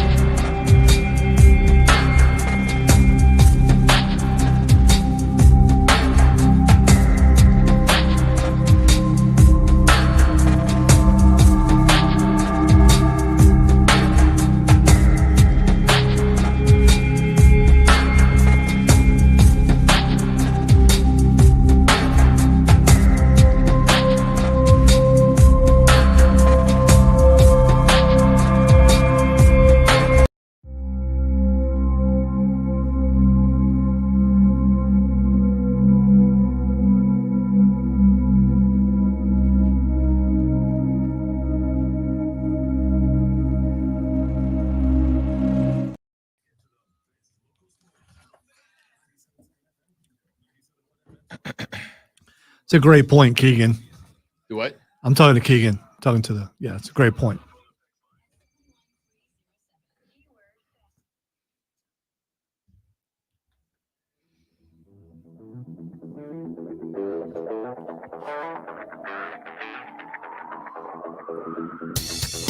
The Rob Brown Show carries on. It is the Fan Upstate. We don't need to spend all the time on this, but I do think it's an interesting discussion with the new baseball team in Spartanburg deciding to go with the Hub City Spartanburgers as the full official name of the team. And it has gotten a lot of support. It's also gotten a lot of pushback. And from what I've seen and experienced so far, this AM, it seems to be about 50-50 on the name. The problems with the name, according to some people, are that it is recycled. We have had a team called the Spartanburgers before. Obviously, it played one season and rolled up. It was a college pre-professional league that just operated at a different level. It was not a pro ball team. This is a minor league, Major League Baseball team-affiliated organization. You have all seen, or at least those of you that have been around downtown, the Berg, you have seen the progress being made on the new stadium. It is going to be a legitimate minor league baseball stadium in the heart of the Hub City. So there's been some pushback on it, and there are some folks that are on board. And I said in the last segment that the folks who named the team did have to take into consideration two different audiences. Its local audience and its national audience. Its local audience and its potential audience, depending on the attention that it gets. Minor league baseball teams do stuff all the time to try to get attention. And naming your minor league team something that is, I don't want to say outlandish, but, not a traditional team name is one of the oldest strategies in making that one happen. All right, we know the NFL news. We know NFL schedule is coming out this week. The first game has been, according to Adam Schefter, out there. Brazil? It is. No, I'm not talking about where. I'm talking about who. Oh. Ravens versus Chiefs, Thursday, September 5th. September 5th, Ravens-Chiefs. I like that. Mahomes and Lamar out the chute. Rematch of the AFC Championship game, and I think it's it's on NBC actually. I like that. Yeah. Give it to us on cable. Give us an AFC title game rematch. Give us Lamar and Mahomes. Remember, Lamar Jackson is I think fourth highest MVP odds this year. Mahomes is first. I like that game, September 5th. We're probably going to get some more of the. I don't know if we'll get more of these dropped before Thursday. Do you drop a ton of these games to let people know what they are before the reveal on Thursday? Doesn't that kind of ruin that? You give teasers. Yeah, this is a good teaser. I mean, for years, Thursday nights were not that good, but we start off right off the beginning of the season with a really good game. That's one of the ones that before the schedule even got dropped. When we go down the schedule team by team, that's one that you circle in red and go, this is a must-watch game. Don't care when, don't care where. This is a must-watch game. And being smart enough to put it on. Is it in Kansas City? Oh. It's got to be, right? You don't send the Super Bowl champs on the road for game one? You might, and I already lost it. I'll have to look it up. All right, we'll find it. September 5th, breaking news brought to your friends at BetQL. Be a better, be smarter, and beat the books with the BetQL app. And don't forget to listen to the BetQL network on Odyssey, including a Bet for the Cycle every Saturday from noon to 4 with myself and former Major League Baseball player Cody Decker. It's Bet for the Cycle on the BetQL network. So I do think we will get some more. I think we'll get some more teasers. It is an Arrowhead. It is an Arrowhead. I figured it is an Arrowhead. So this could set the stage potentially for the rest of the season for either one of these teams. Yeah, 100%. Ravens go into Arrowhead and get a win in week one. That props them into the Super Bowl discussion immediately. If the Chiefs knock off the Ravens in week one, can't disrespect them anymore. It's going to be interesting. People will find ways. All right, let me finish this discussion because I thought Keegan had a really, really good point that I want to get to. We got a few more texts. Texter said, Hunt GPT text said, I'm working the new baseball field. I was there Saturday. I see both sides, whether it's good or bad. It is good PR. That is a part of it. Texter said, Rob, I am old enough to remember the Spartanburg Phillies. The success of the team will depend on how well it is run. It is. And keep in mind, having a major league affiliate is a huge advantage. They will invest in that team because they are going to be sending future MLBers to you. They're going to be sending future MLB stars to the Berg to play. They want them to have the best facilities, to have the best stadium so that they can figure out who's ready to move up to the next level and who is not. That is big. That is big.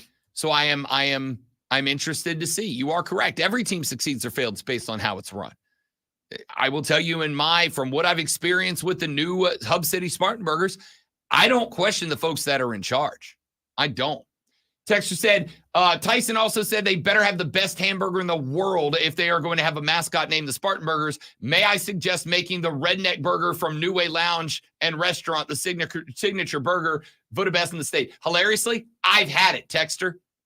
Hilariously, I've had it, and hilariously, it was really good. I don't know why is that hilarious if it's a good. Why is it funny if it's so good? I have not been to the Beacon. I have not been to the Clock over there. I've not been to a couple of the big spots, but I've been to the New Way Lounge because I went over there. It was when I went over to the Star Wars show. Met up with a couple of fellas before we went at New Way and had a redneck burger, and it was delightful. Texture said, satisfy the larger market at the expense of the locals. Well, they accomplished that. Keegan brought up a great point in the stream chat a minute ago. He said, do you think that everyone loves the FU all the time for Furman? Nope, but it's made them a ton of money and it's built their brand recognition. That is spot on it. By the way, I don't like it. But I understand why they're doing what they're doing from a marketing standpoint. And that's why when you talk about it, you don't hear me say a word. I have met a number of Furman predominantly older alumni. I have met a lot of predominantly older Furman alumni. Way to sneak that in, the age thing. It's a demographic thing. Do you think it's not? No, I don't. I think it's a preference. I think it's I agree. And demographics have preferences.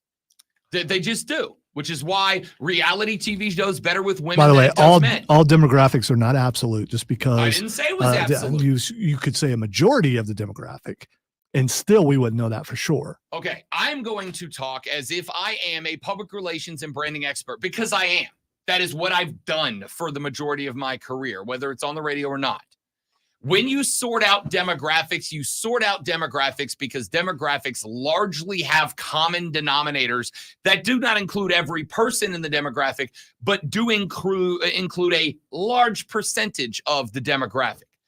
By and large, the demographic that skews younger is more in on the FU one-time model of branding for Furman than the older demographic. The older demographic does not need the as often as I do. They just don't. Absolutely. The younger you are, the more funny you find jokes. Just by and large. Yes, exactly.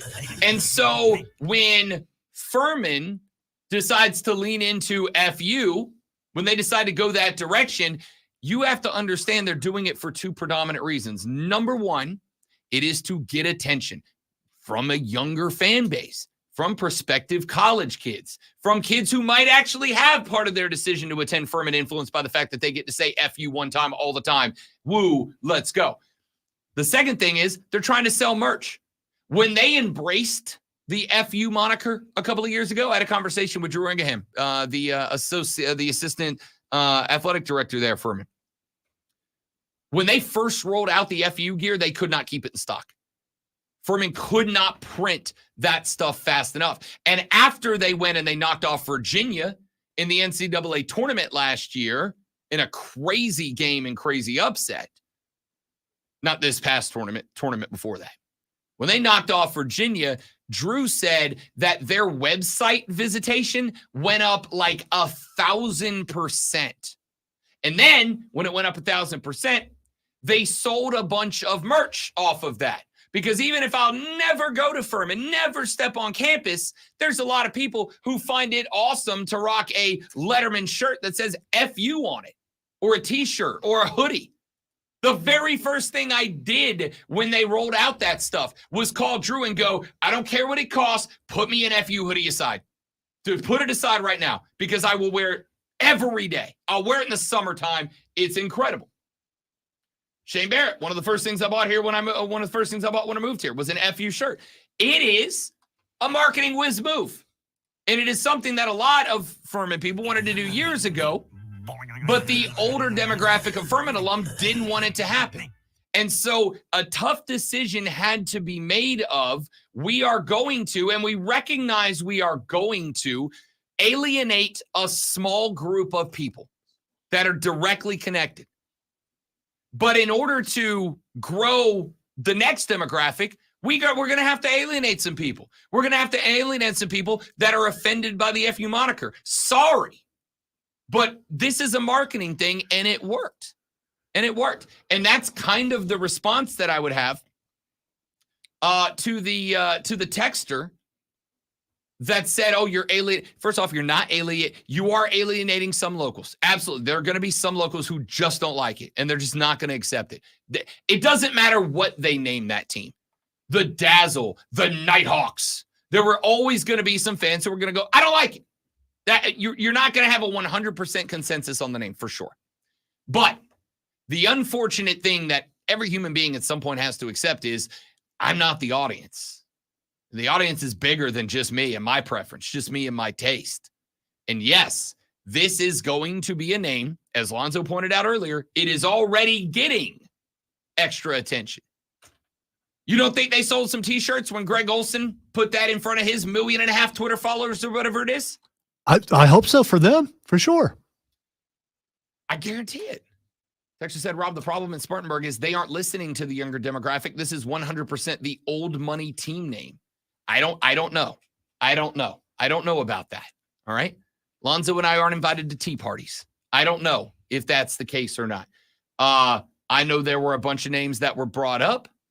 I know there were a bunch of names that were kicked around. And I know that, once again, it is as much about branding on a national scale as it is a local scale. You could have come up with a name that was 100% consensus in the city of Spartanburg, South Carolina. But if it was unrecognizable as to why they were called that outside of Spartanburg, South Carolina, the name fails. The name fails because they've got to move it nationwide. That is part of it. Texter says, Lonzo, for the rest of the show, try as many times as you can to insert the Beavis. Boing. Hadn't used it in a while. Had to dust it off. That's fair. Texter said, talking about the soundbite. Texter said we had to stop talking about the name conversation because my 7-year-old son got upset because he thought it was cool and I got him a jersey. Just dropped him off at school wearing it. Told him if anybody says anything, they're just jealous. So much negativity. It's sad. Also, I love hamburgers. Yeah, dude. I love this. I love it. It's unique. It's going to get national attention. And also, teach your kids not to give a damn what the rest of the kids think. They'll be better off long-term for it. All right? They just will. Yeah, if you don't like the logo, obviously you're anti-hamburger. Texas said, I stood in the merch line for over an hour. They had jerseys made almost the entire time. They are making money, and people bought in but still want to complain. And Lonzo made the prediction during the break there just a second ago that give this 6 months and it'll be over. Give it 6 months, it'll be over. We're talking about the complaints. Yes. Yes. Give it 6 months and people will wrap their arms around it. How many of you will not go to a baseball game because the name is Spartanburgers? How many of you will not go to a game because you don't like a green jersey? I doubt very many. And if you do, I promise you there's more people who don't care enough to deny themselves minor league baseball. Again, that is kind of the point. It is, yes, you want to make your local audience happy. You want as many people in the area to embrace the name and the image and the logo and the colors as you possibly can. But there is also a necessity to be able to have fingers that spread out across the country, to get influence from across the country, to sell merch across the country. And this name is going to. It is already being discussed and sent out online and getting names like Greg Olson that are on board with it. Texter said, who doesn't like a burger as a mascot? Here's a message for the haters. F you all the time. Way to tie things in there, I like that. Texter. I like that. Yes. Good callback. Tied the whole segment back together with a walk-off line. That's good radio, Texter. That's good radio. You know what else is good radio? When Lonzo does sports flashes. By the way, according to Ian Rappaport, they will be dropping some other NFL matchups before the schedule reveal Wednesday. A little more teases. And just like that, they're back in it. The Denver Nuggets have tied their series with the Minnesota Timberwolves at 2 with a 115-107 win. 2024 MVP Nikola Jokic dropped 25 and Aaron Gordon added 27, shooting 11 of 12 from the floor. Anthony Edwards scored 44 for the Wolves in the loss. Game 5 is back in Denver on Tuesday. Indiana pulled even with the Knicks after a 121-89 beatdown of New York. The Pacers outscored the Knicks by 20 in the first quarter and 10 in the third to set the pace. Game 5 is back in New York on Tuesday. Make sure you tune in this afternoon from 3 to 7 p.m. for our brand new local show, Wire to Wire. Cole, Bryson, and Diesel get you up to date on the latest local and national sports news. Great guests, great debate, a whole lot of fun. And, of course, it's all Wire to Wire.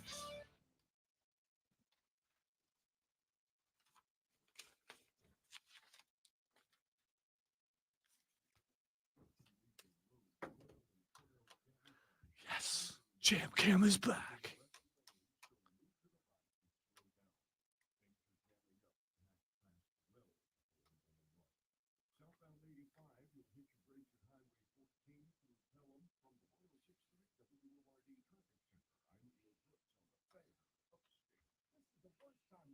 Come on.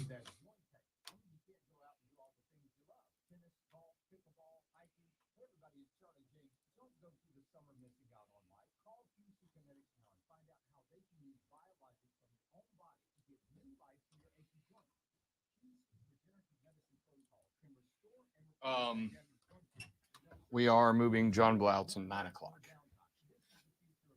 Okay.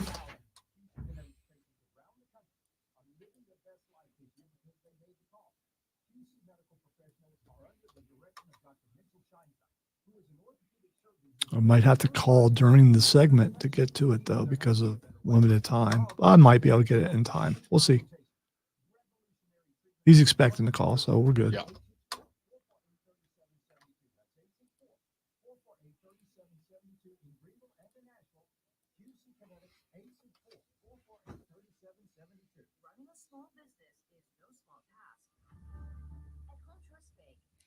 You know, that's a good point, Luke. And I'm trying to remember. I think there was some pushback against the drive also.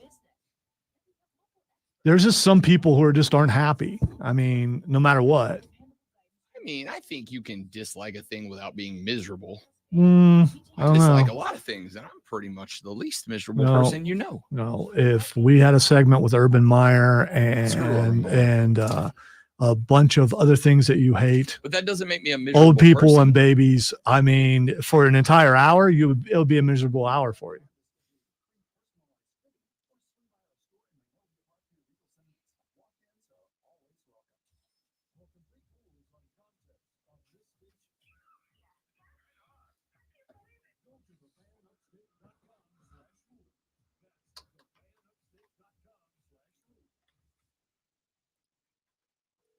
I think Big Burger is behind this. Could be. We've got other burger joints moving into the area. Yeah. Drive up a little controversy. The Council of Burgers. They're meeting somewhere. I don't know where.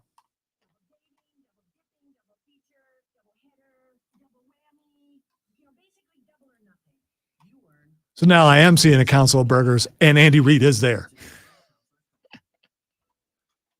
Let's tweet at Andy Reid and get his opinion on the mascot and logo. You should. Someone should. Does Andy Reid have a Twitter? I don't know. Come on, man. You don't know the Twitter doesn't exist. He may have an X account. I don't know.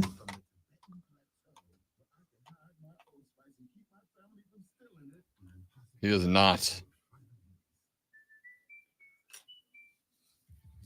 That's the least shocking thing I've learned. You can send it to Mahomes and ask him to ask him.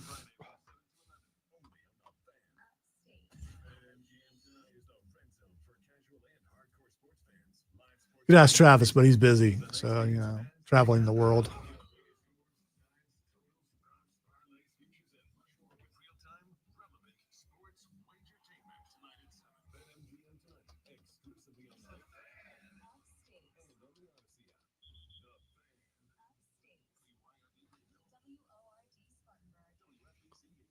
It is 2 a word. I don't care what you say.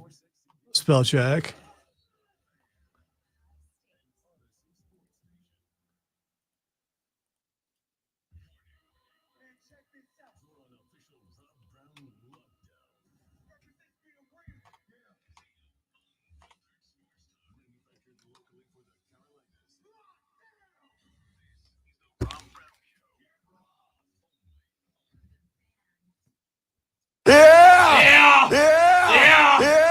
Hour number 3 of the 4-hour sports talk extravaganza that is the Rob Brown Show is right here on the Fan Upstate. Welcome back, ladies and gentlemen. Rob and the Great One Lonzo with you here on a slightly overcast, but soon to be lovely Upstate Monday. Why?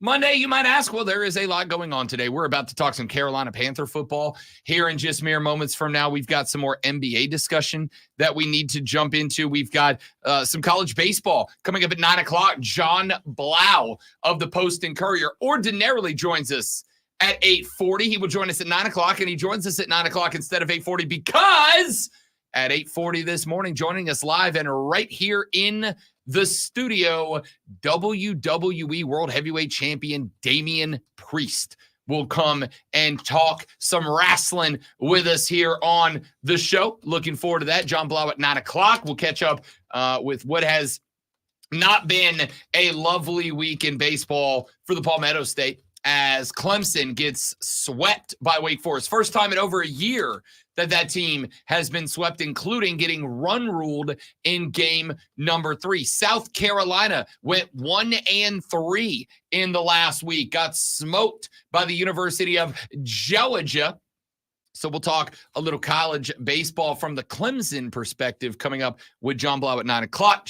Damian Priest, the Archer. I almost called him Damian Archer. Damian Priest, the Archer of Infamy. Nicknames are important.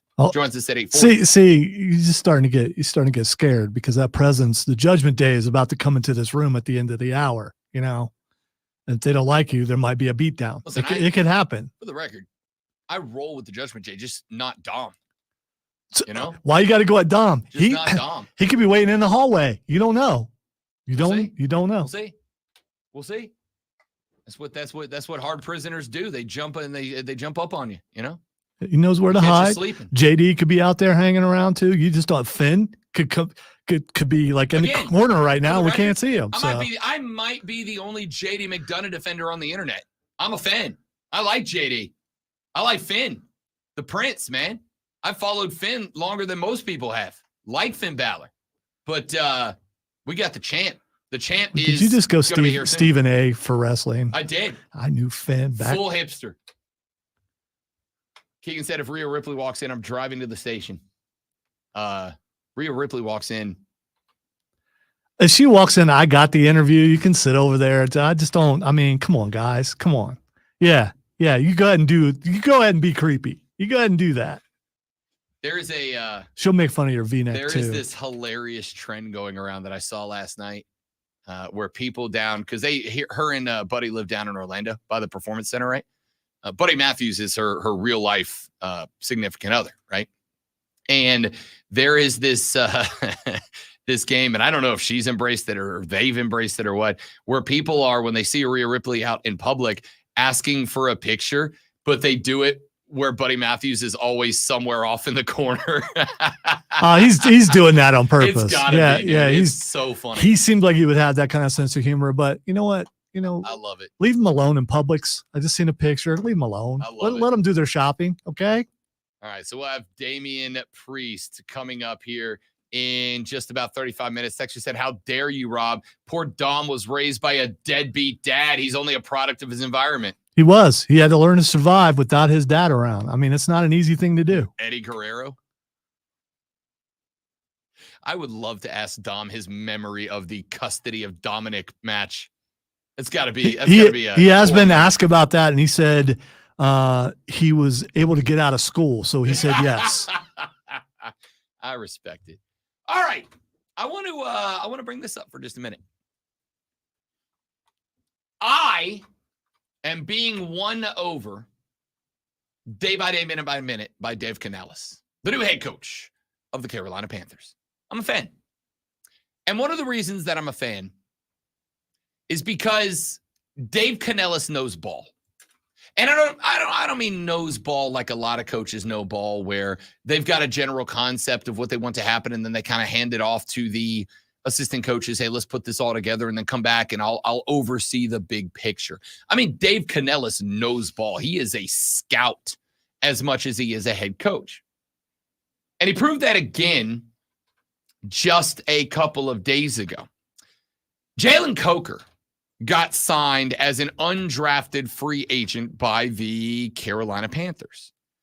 Jalen Coker is somebody that there was a lot of attention given to.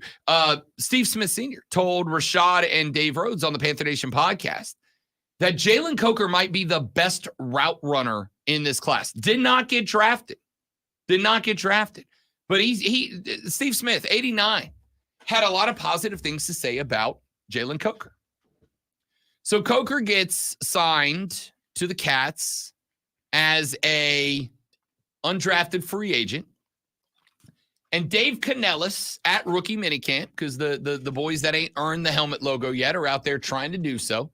Canellis was asked about Jalen Coker, and he said this. Jalen Coker is one of the more popular undrafted free agent signings. What did you see from him? What do you like from him to bring him here? Size, instincts, top of route, ability to separate. He's really crafty in zones. He knows how to find the open spaces.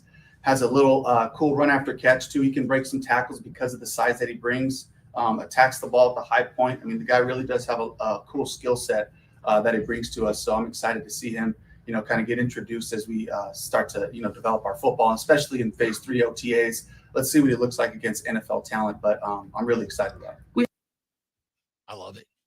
I love it. Dave Canellis is a football guy. Dave Canellis is a football guy who breaks down the game to its elements. It's my favorite thing. Does that potentially make me a huge dork? Yes, it does. But I love it. I love that he not only does that.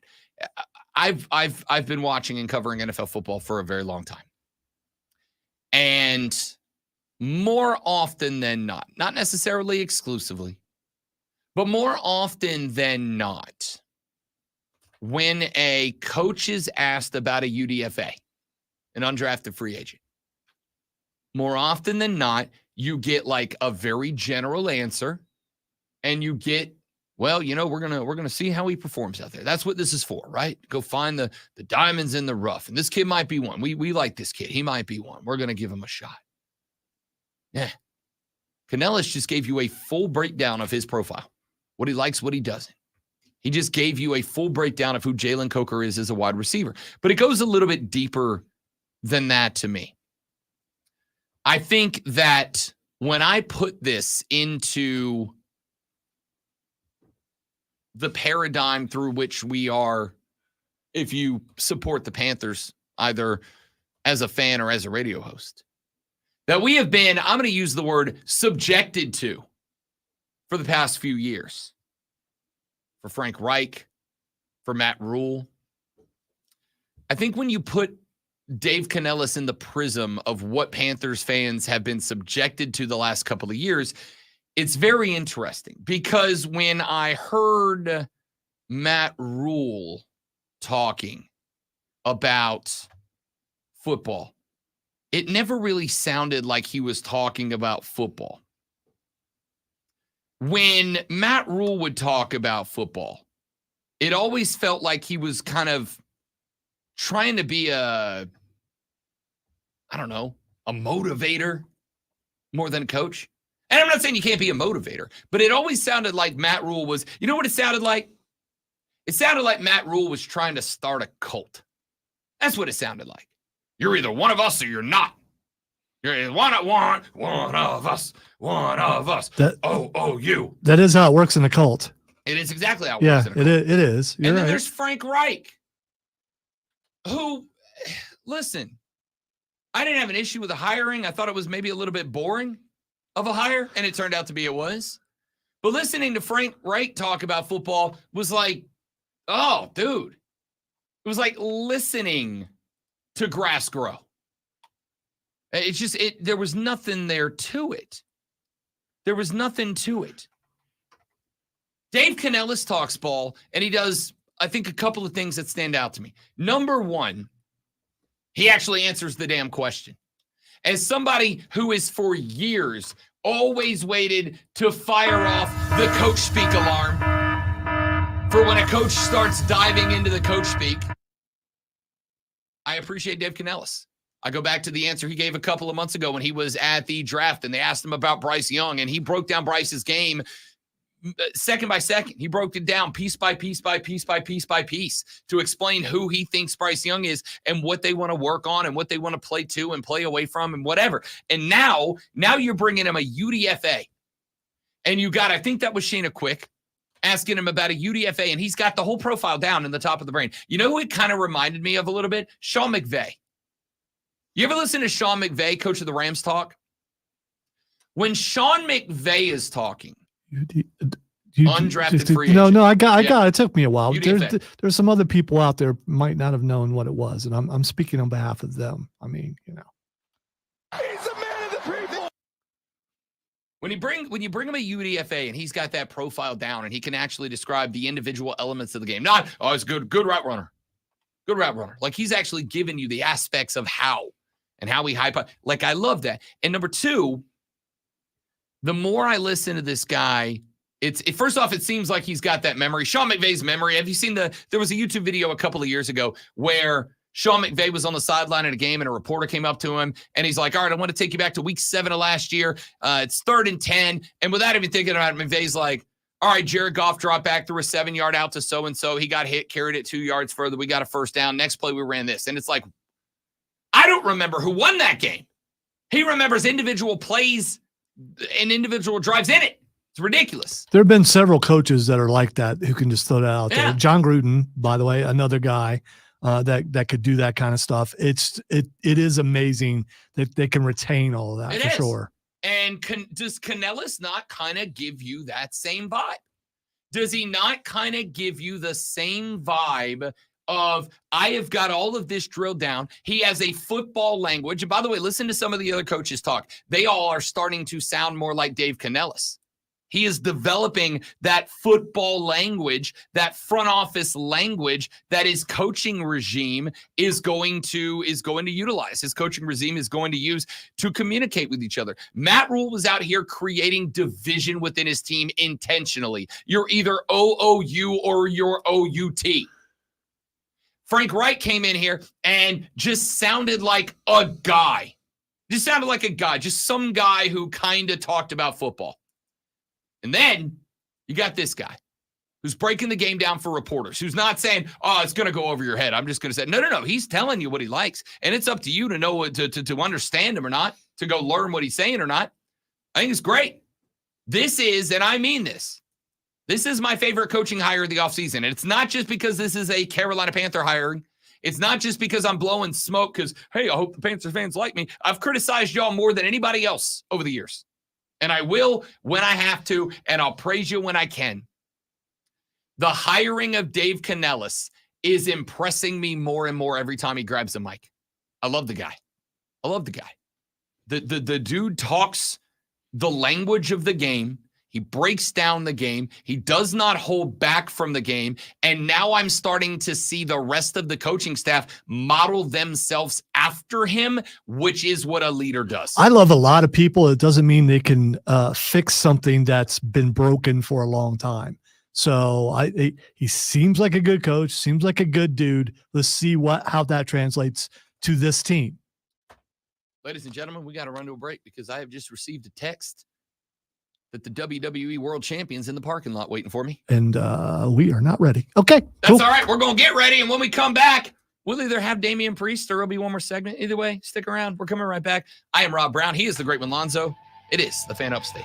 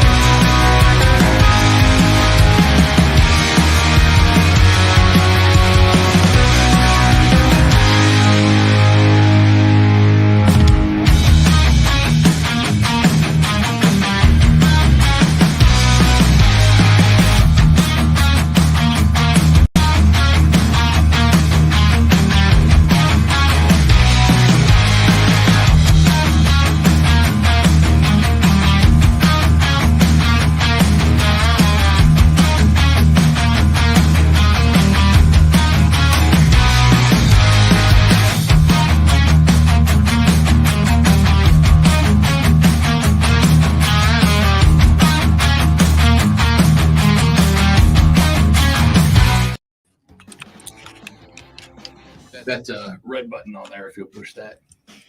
Beautiful. Welcome back, ladies and gentlemen. The Rob Brown Show is on your radio. It is the fan of state, Rob Alonso, with you on a Monday morning. And of course, Monday means Monday Night Raw.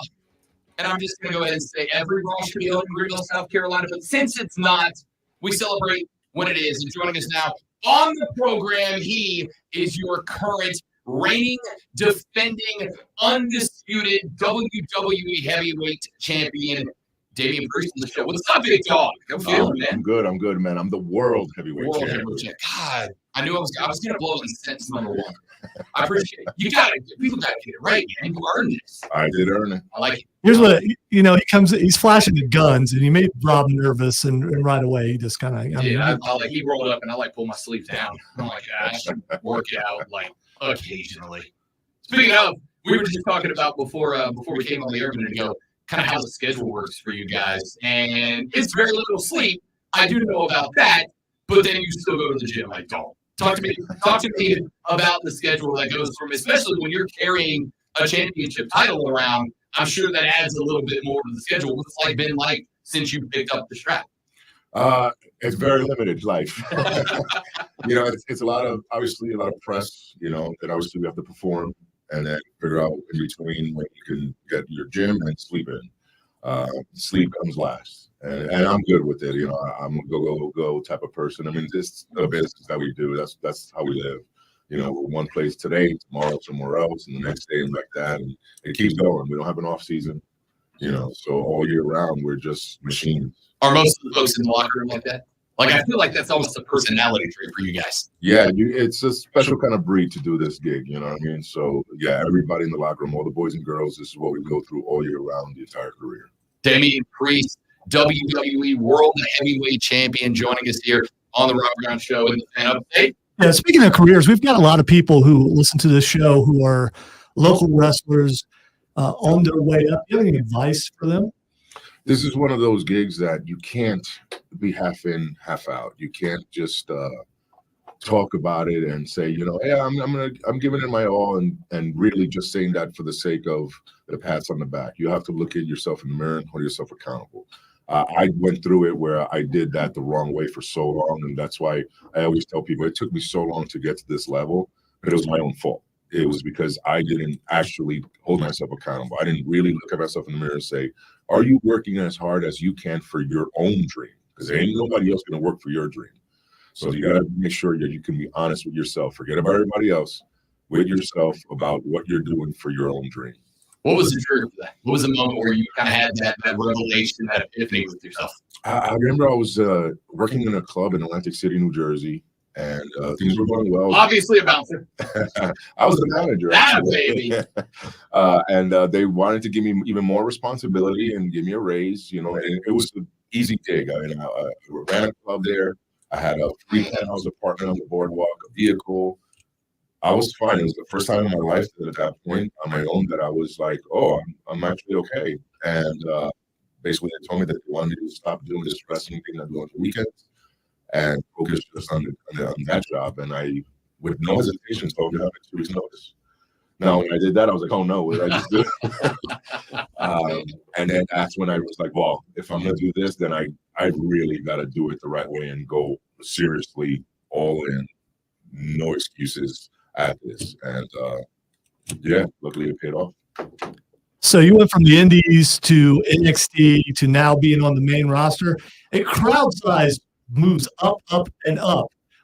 What's that like, the transition from NXT to WrestleMania? Man, yeah, when I started in the Indies, I performed in front of like 5 people for a hot dog and a handshake. You know what I mean? And then from there to go to NXT, and our TV studio setting was a few hundred people, and it was loud, and I was like, "Oh man, I made it!"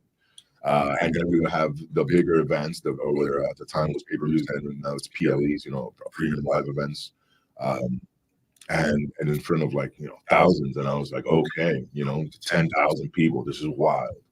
And now I just finished winning the world title in front of more than 70,000 people live in Philadelphia. It's crazy, to go from one end of the spectrum to the other. It's humbling, to see how many how many people know who you are in one setting. It's just mind-blowing to me. We're both wrestling guys on the air off, and I've watched videos before of you go back on YouTube and you can find throwbacks to any superstar and kind of the roots and their origins. And I've always loved watching people coming out of those indie shows when, like you said, there's 5, 10, 15 people in an armory and a National Guard armory somewhere. And you can see the guys that they come out and they're going to treat that audience the same as if they would if it was WrestleMania. And it always seems to be like those are the guys and the gals that really, really love this. Is that kind of how it felt to you? Like if you walk into a crowd in front of 5, you're getting the same show as you would if you were man eventing a PLE. Absolutely. When I used to do these shows, to me, I didn't know the difference. You know, you only know what you know. And to me, I was like, I made it. You know, I didn't care about money and fame. I just wanted to wrestle. I just wanted somebody to scream for me and say, I'm a fan of yours. You know, I wanted to be inside of a ring and perform. That's all that the dream was, you know, and then the dream changes and it keeps moving up and you want to, you know, be a bigger star and you want more for your life and your dream. But to me at the time, that was everything. So there was no need to, you know, act one way differently than any other performance. So, even if I had to go back to smaller, and sometimes we do smaller scale things, it makes no difference. We're still, you know, this is what we do, and we do it pridefully, no matter how many people are in attendance. So not gonna lie though, you know, the bigger the crowd, the more exciting it is. I have another crowd question. Lyon, France, that looked like, and some people are saying it's the loudest. I mean, when you're getting alerts on your watch saying, hey, the DBs are too loud, it can harm your ears. What's that like walking out to that?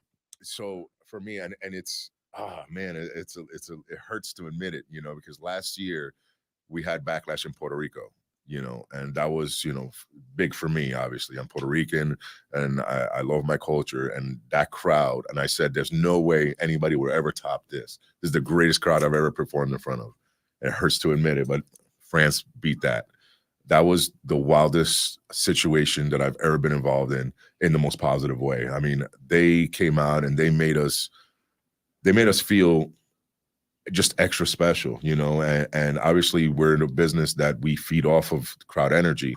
So to us, that was everything. And I can't thank Lyon France enough for helping us do our job. How does a night like that impact the performance? Because, well, I mean, one of my favorite things forever is when guys break, or you can tell there's just this moment where they're kind of having to continue to play this role because there's something that wasn't expected to happen. When you have a crowd that is that alive, that is that hot, that is singing, that is dancing, that is pulling up the phones and all that, as a performer, how do you make sure that you're still in your zone to put on the best show and not kind of get caught up in that emotion? Or do you kind of let yourself get caught up a little bit? You got to get caught up. This is a live performance. And, you know, it's been said before that in our business, we feed off the crowd. And I think people just assume that we just say that, but it's real. Like that electricity in that air, I mean, it really amped us up. It gives me more energy and just my adrenaline goes nuts. And that's for all of us. And I know there's multiple moments, like for instance, in my match that I would just roar and I'd go with the crowd and I'd feel it. And I probably hit Jay extra hard because of it. I'm from Pensacola, where Jay is from. I actually got a chance to cover him when him and his brother were both really getting started. And you hit him, I want to say with a lariat halfway through. And I was like, oh, my guy. So it was coming across, I guess is what I'm saying. Oh, yeah. He was like, do I owe you money? I get hyped. Damian Priest, WWE World Heavyweight Champion, joining us here on the Rob Brown Show in the Fan Upstate. Monday Night Raw tonight at the Bon Secours Wellness Arena in downtown Greenville, South Carolina. Looking very much forward to that show. All right, so I don't know how much commentary you guys can hear or if people tell you about it later, but Michael Cole last week said that JD McDonough looked like a Funko Pop. Does that sort of thing bother him, and will there be retaliation? So, look, we have thick skin, like in this modern age of social media and everything, that everybody can say whatever from, you know, their cell phone. You know, we have to take insults with a grain of salt. Like, we don't really take them that seriously. So JD doesn't, you know, overly let things affect him, but he's still human, right? So I can't imagine he's just gonna sit quietly on the side and let Michael have his way with words, when it pertains to him and the size of his head. But So Michael Cole WrestleMania match 2. Yeah, well, or there's a guy sitting next to Michael Cole. Maybe JD takes it out on him. You never know. McAfee can take a punch. Yeah, he's proven he can. He's got some wins in the WWE He does. Universe. So, but JD's got the Judgment Day. Yes, he does. Yes, he does. I want to talk a little bit about the Judgment Day because you guys it has been such an interesting ride that you guys went on, because for a while it felt like it was you and Finn and a great tag team, only team to hold both the Raw and SmackDown titles twice, if I recall correctly.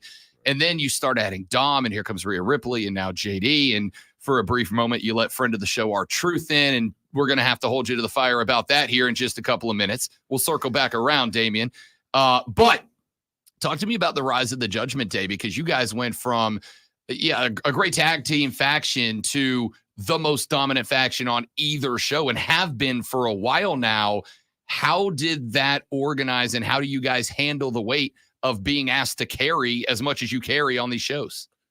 For us, it was a group of individuals that we knew we could perform on a high level. We knew we could carry the program.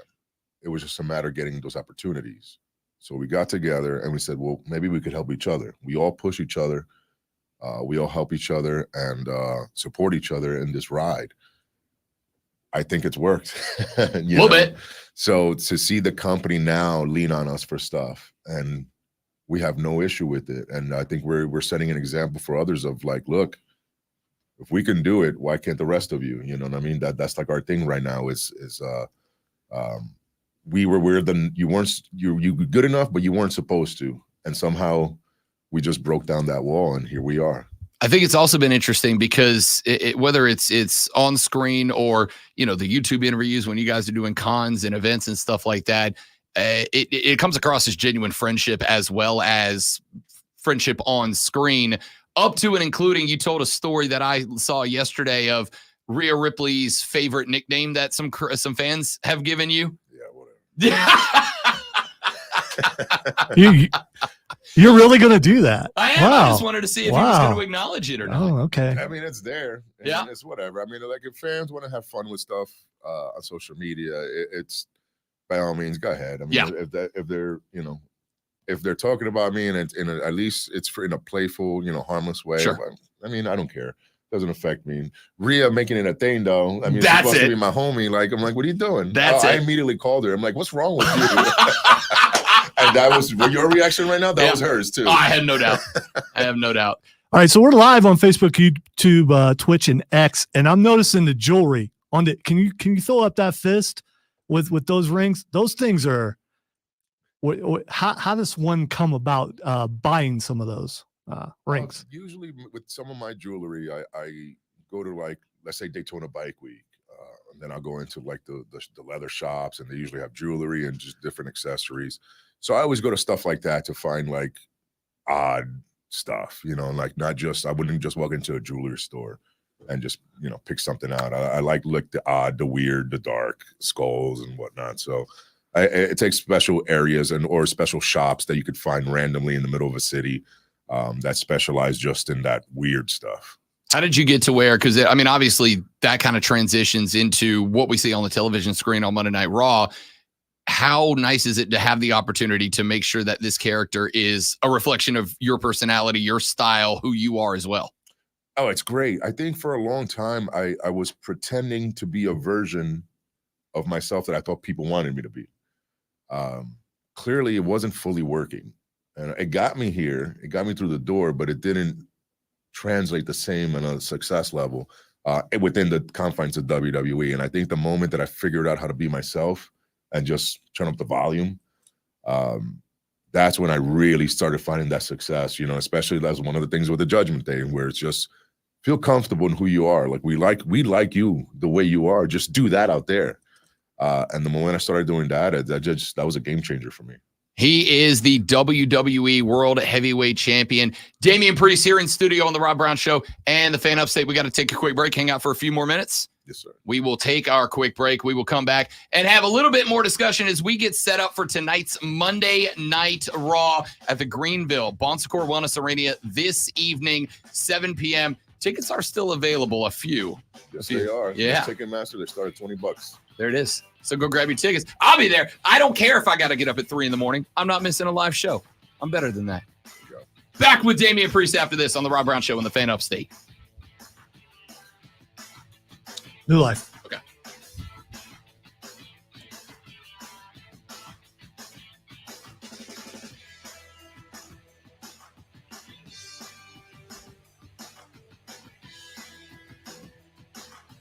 Losing weight is not easy. Trust me, I know. I've done it. I've been up. I've been down. I've been up. I've been down.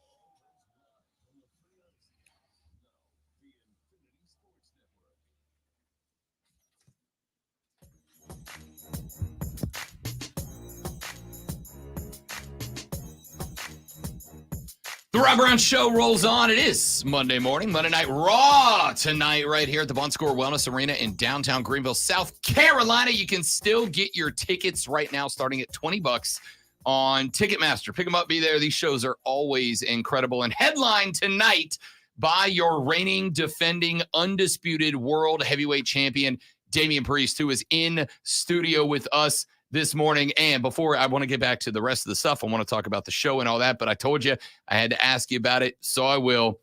Our guy, we had our truth here a couple of weeks ago for hockey night with our local hockey team. He came on the show with us. He hung out at the hockey game. Phenomenal dude.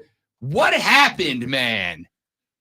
With what? With him and John. He was a full-fledged, bona fide T-shirt wearing member of the Judgment Day. He's bringing you money to the ring, and he still caught the boot. Stacks of money. I mean, that was a lot of money. And still caught the boot. Look, yeah, he was a full-fledged member of wearing a T-shirt. He was not a member of the Judgment Day ever. Look, I enjoyed my time, having fun with our truth. I feel like I showed the world a different side of myself, where they saw me like laughing and smiling on, when I'm in the ring, it's usually nowhere near that. But at some point, we had to get back to Judgment Day business. That having fun is great, but we have to also, lay down the law. We're the Judgment Day. We got to, tear the house down. And I felt like we got away from that a little bit, and we were too nice. And to get back to that, we had to kind of put the beating on our truth just to remind ourselves of who we are. It happens. It happens. Now, I will also say this. Our truth left this show, went on to win World Tag Team Champion. We had Gunther on the show last year, kicked off about the time that he went on this historic Intercontinental Championship run. We believe the Rob Brown Show bump is real. You do the show, something good happens to you.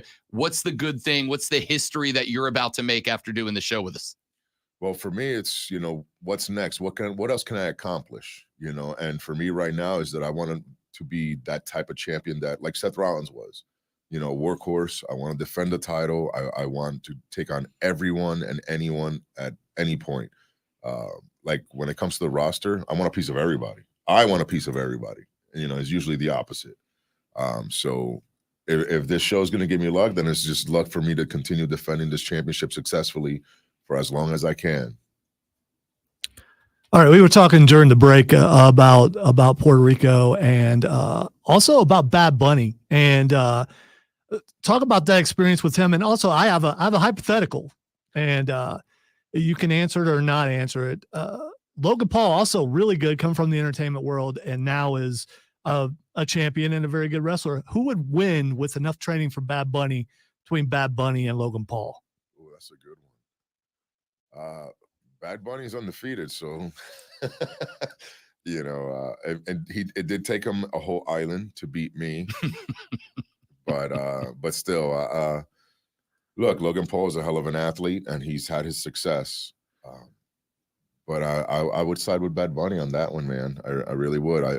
I trained him, done battle with him, and so I know that he's sneaky good, sneaky strong, and his passion for this business, that's something that nobody can take away. I mean, the guy dedicated himself with his busy schedule, doing all the things he does, being the most popular, artist on the planet, and he still dedicated time to train and treat this business with respect, and make sure that he, made the locker room proud, his fans proud, our fans proud.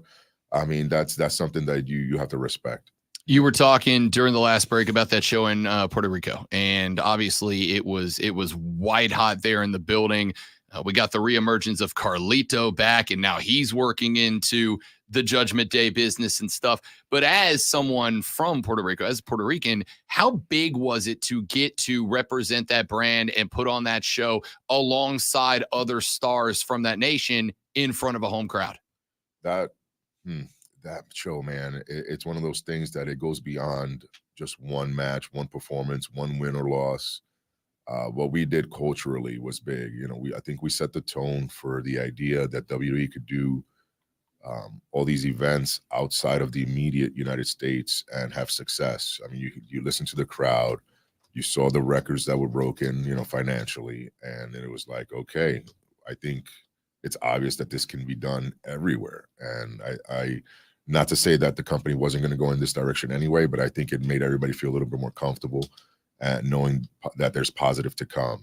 Now you had Bad Bunny and myself doing something special on the island. We fought for the show, by the way, because it wasn't guaranteed that Backlash was going to be in Puerto Rico. And Bad Bunny and I specifically fought for it. We fought to get others like Savio Vega and Carlito involved, and other Latinos just in general on the show. We needed them to represent, no matter where their heritage was from. We needed representation.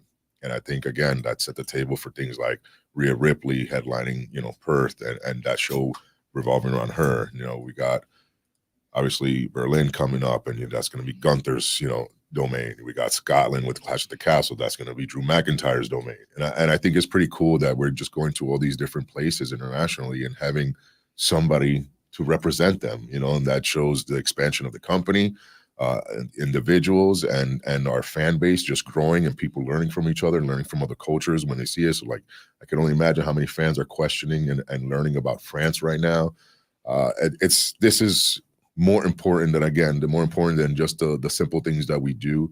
I think knowing now that we can represent human beings in different cultures from all around the world, that's become the new, more important thing for us to do. All right, you have a background in martial arts. You ever look at MMA and think, maybe? I know you're getting older, but it's kind of prime for some people in the UFC right now around this age. So you ever think about it? Yeah, so I love MMA. I'm a fan. I've always been. Obviously, I was trained. There was a time before I signed with WWE that I didn't think I was going to make it here. And I was in talks to do a smaller scale event, but I was going to fight in a cage. I was going to start training. I already had talked to some trainers, and I was going to get that ball rolling. And then WWE called. I was like, never mind. I was like, no need to do all that, But that was like, I've always been a fan, and I don't get me wrong. I still enjoy, on occasion sparring and whatnot. But I think at this point in my life, I'm all in on WWE, and that's it. Damian Priest joining us here on the Rob Brown Show and the Fan Upstate. I mean, I think every wrestler who ever sits in front of a mic gets asked this question. Dream matchup right now. You can defend your World Heavyweight Championship. Anybody on the roster, and I'll even say from history, who's the guy that you would love to stand across from in a historic match? Undertaker. Easy answer. I mean, he was literally the reason why I fell in love with the business. I was a kid in Puerto Rico, and I saw, it wasn't even a match. It was a segment where the funeral parlor, where he stuffed the Ultimate Warrior in the coffin and locked it, and everybody was trying to open it to see if he would live or die. And I fell in love with the whole aura, and I was just the whole presentation, and I was like, wow. And I remember like the emotion, and growing up and thinking back to the emotion I felt, and I was like, man, I want people to feel that from me. I want to create that type of emotion. I mean, I want to be a superhero or a supervillain in that case. That's what I want to do. And here I am years later, doing the same stuff. But yeah, so Undertaker's always been my guy. I've went to countless events at Madison Square Garden to watch him perform. And it's kind of weird that now I get to talk to him, and, he's giving me advice and whatnot. So yeah, that would be my guy if I had to pick one. All right. So we've seen the Judgment Day locker room quite a bit. Which member of the Judgment Day would you be willing to leave your favorite candy with and trust them to not eat it? Finn Balor, because he doesn't eat candy. All right, that's how Lonzo answers questions. So I appreciate that. I do want to piggyback that because I saw something this morning. I was reminded of it this morning. You did a warrior workout with Sheamus not terribly long ago, and you said in it that you've gotten real big into cooking and into baking predominantly. And you were talking about making some banging cinnamon rolls. Where did that come from? Because, great.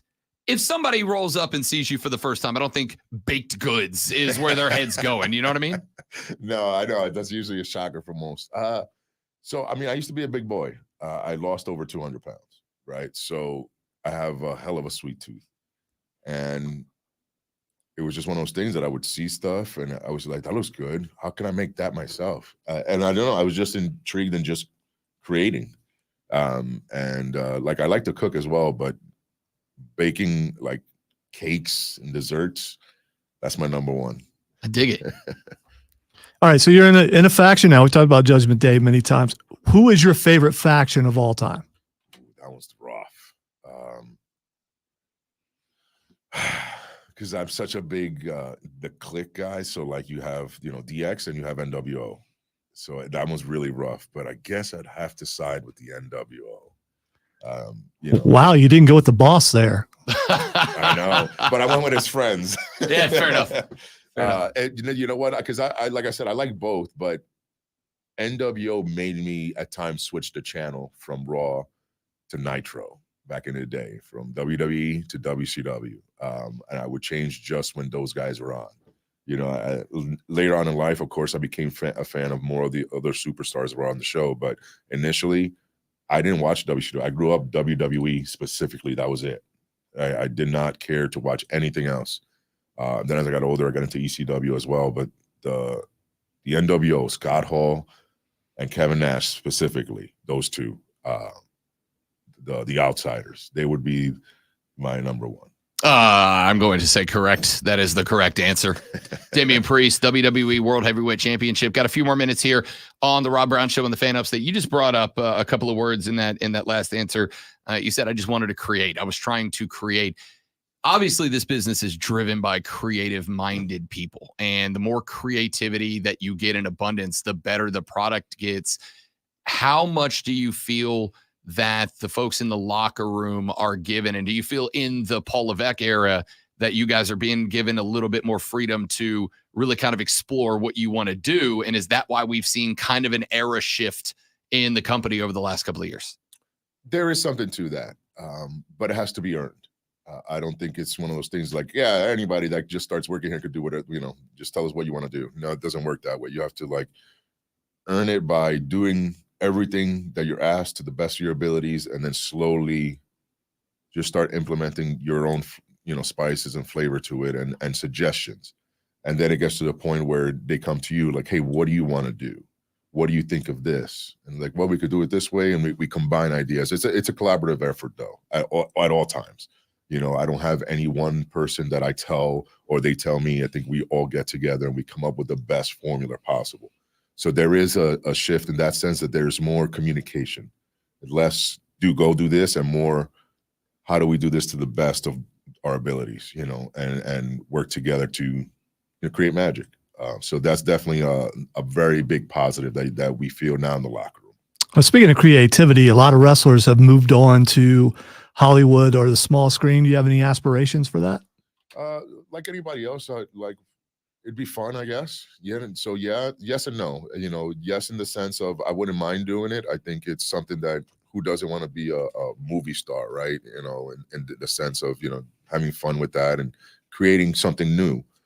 But at my core, I'm a WWE superstar. This is all I ever wanted to do with my life. So while I could do something like that, I just can't see myself not doing my gig now full time. Damian Priest here on the Rob Brown Show and the Fan Upstate. A couple more minutes here before we turn you loose, because I know you're going to hang out with the Rise guys down the hall. Questionable. You'll have more fun with the Judgment Day than with them.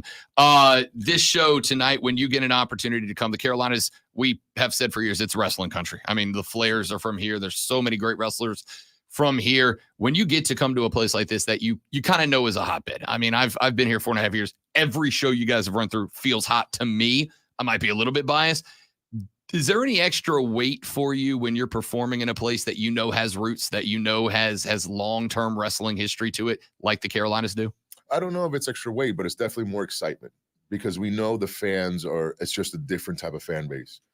They're more in tune. They're louder, more energetic. Like we were talking about France, how we feed off of that. It's the same difference here. We feel that energy. As soon as you walk in the building, there's just a vibe. There's an aura to it.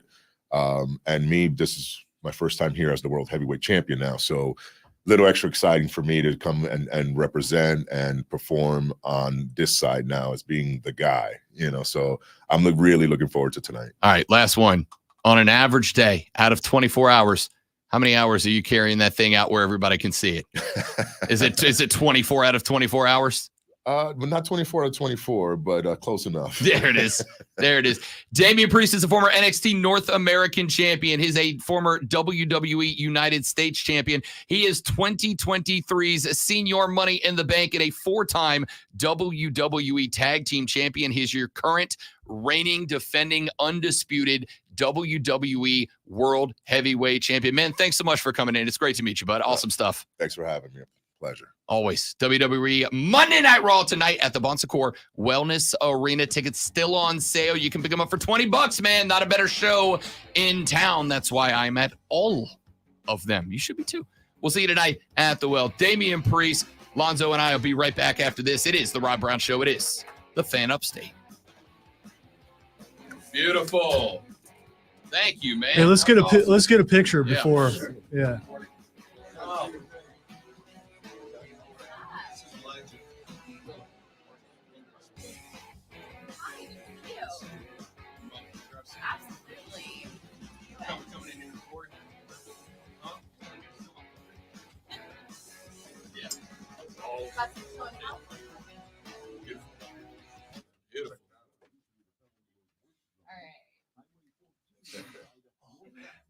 Yeah, just Feeling pick whatever you short need. is so weird.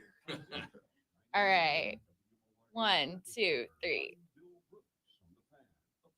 Awesome. Thank you very much, man. Thanks for having me. Good to meet you. Yeah, Yeah. absolutely. Great to meet you, Billy. Odds in our afternoon. Your phone? Nice Going. director on the planet. You know, it's funny you were talking about the nickname with the Undertaker. I used to have long, really dark auburn hair, and everybody called me the Midget Undertaker. I was like, oh, that's awesome, because since I'm about like half that guy's size. Well, I mean, well, we can All right, guys, we're going to be right back. Y'all stay right there on the stream.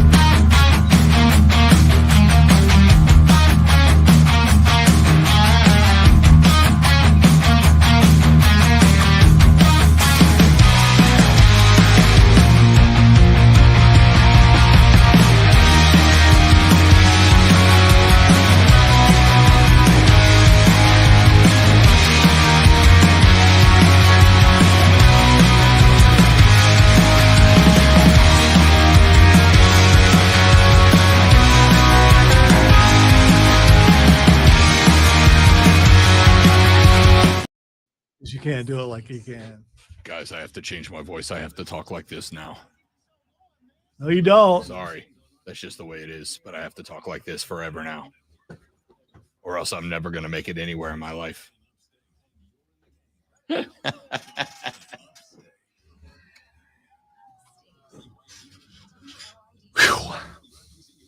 Strike another one off the list. What? Strike another one off the list.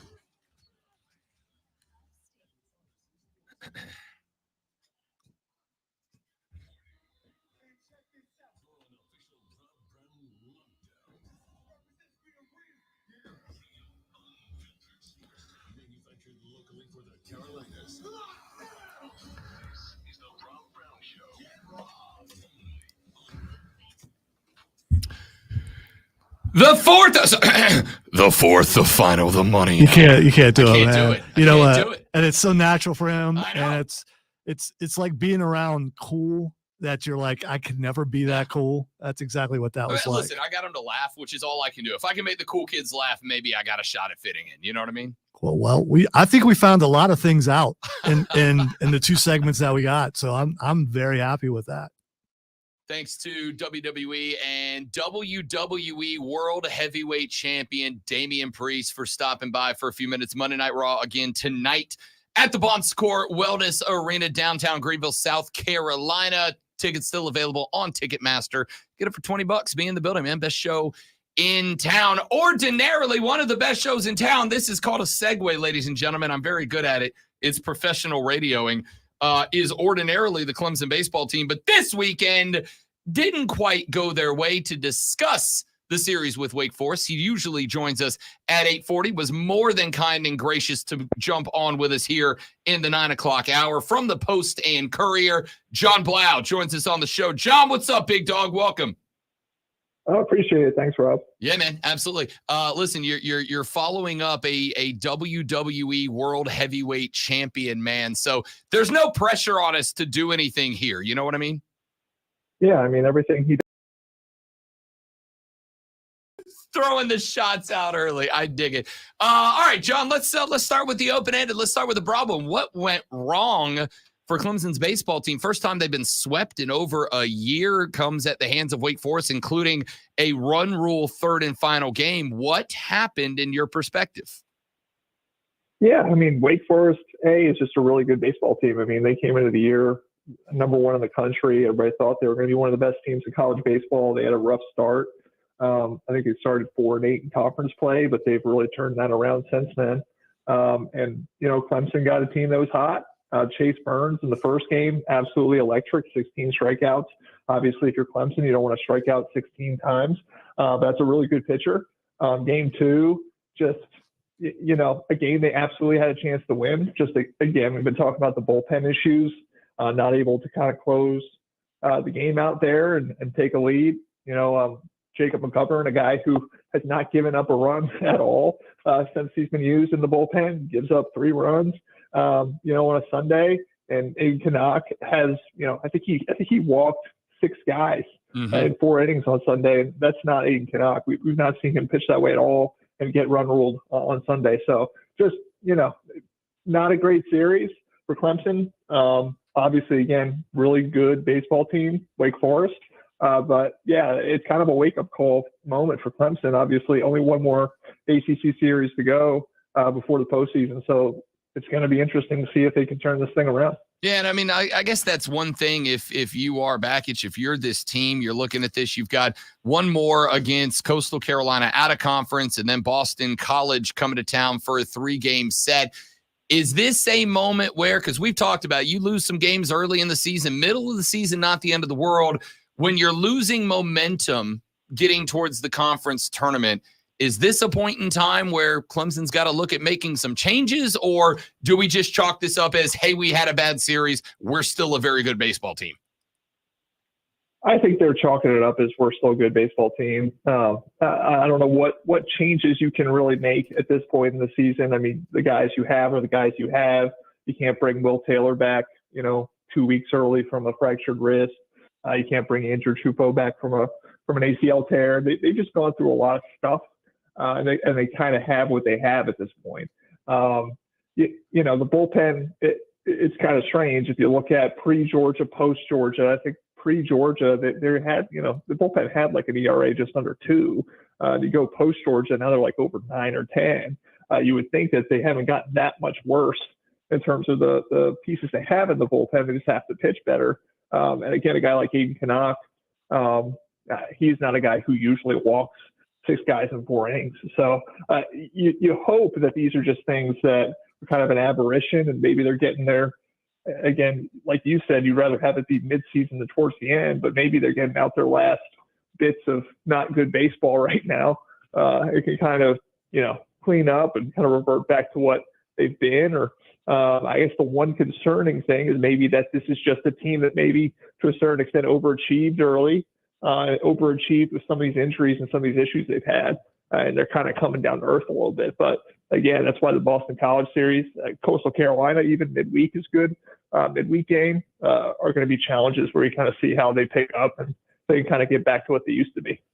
It is a team, obviously, John, that relies on the bats, or at least to me, relies on the bats in some spots where maybe the back end pitching isn't exactly what you want. Boston College comes into this series. They are right now 21-27. So there is obviously a leg up in terms of talent. As we get closer to the ACC tournament, how important do you think it is for Clemson, maybe not even to come in and win this series, but to either sweep it or at least dominate a couple games in it as far as building momentum towards the conference? Yeah, I mean, obviously the ideal scenario is you sweep it. Again, as a team that's below 500 and a team that you clearly should be better than, to kind of come out and make a statement like that, I think would kind of alleviate some worries. At the end of the day, though, it is baseball. I mean, you can always have a game that kind of just not break your way. And so I don't know if you can expect a sweep, but I think the thing that would probably ease a lot of Clemson fans right now would be a sweep. Any loss would kind of continue to, create concern, raise, the volume of the alarm bells that are going off right now. But, obviously Clemson can't be concerned about that. They just have to kind of, stay inside out right now, try to, calm things down on their own and see what they can do. But yeah, obviously I think winning as many games, if not all of the games that you can against Boston College last series at home would be a little bit of a pick-me-up going into the ACC tournament. John Blau covers Clemson athletics for the Post and Courier. I want to flip it, John, over to basketball for just a moment from right now, because we have talked about the loss of PJ Walker. We've talked about the loss of Godfrey, but here's Brad Brownell out here absolutely working the transfer portal right now, man. Yeah, got Christian Reeves from Duke. They needed another big man. Obviously, they brought in one, Victor Lockton from Cincinnati, but they needed another one because, like you said, PJ Hall out the door, Boss Leita out the door. And so Christian Reeves wasn't the most highly touted recruit to ever go to Duke. I think you look at his recruiting profile, I think he was, inside the 150 as a recruit, a 3-star. I think he was getting offers from, programs like South Carolina, Georgia Tech, and eventually Duke jumped in. But if Duke jumps in, it's because they see something in a guy. I think he can be valuable. And anybody who's 7'1" obviously provides a lot of value. And the good thing is he's really a redshirt freshman. I think he'll be a redshirt sophomore because he had a couple of injury-plagued years at Duke and, didn't produce a whole lot. The expectations shouldn't be overly high. I mean, I think it was 1.5 per game in points and in rebounds, so 1.5 rebounds per game as well. So not a guy who's like star-studded Duke recruit, but to be able to get a guy like that and pair that with Victor Lockton, potentially give him some time to develop, that really does help ease the concerns in the front court and gives you a little bit of a future potentially there with a guy who's got a lot of height and got a lot of talent too. It is interesting to me, John, because it's not just that Brad Brownell is clearly happy to and successful in working the portal, but just about every guy he's brought in, they all feel to be transfers in that meet a need, right? Like it's not just grab some names out of there to fill a roster out. It does seem like Brad Brownell is doing a good job at navigating the portal to end up filling in roster gaps, as opposed to some schools who are really just trying to get the best talent they can and will figure out what the system looks like later. Yeah, like a guy like Jaden Zachary, who they got from Boston College. Obviously you lose Joe Girard.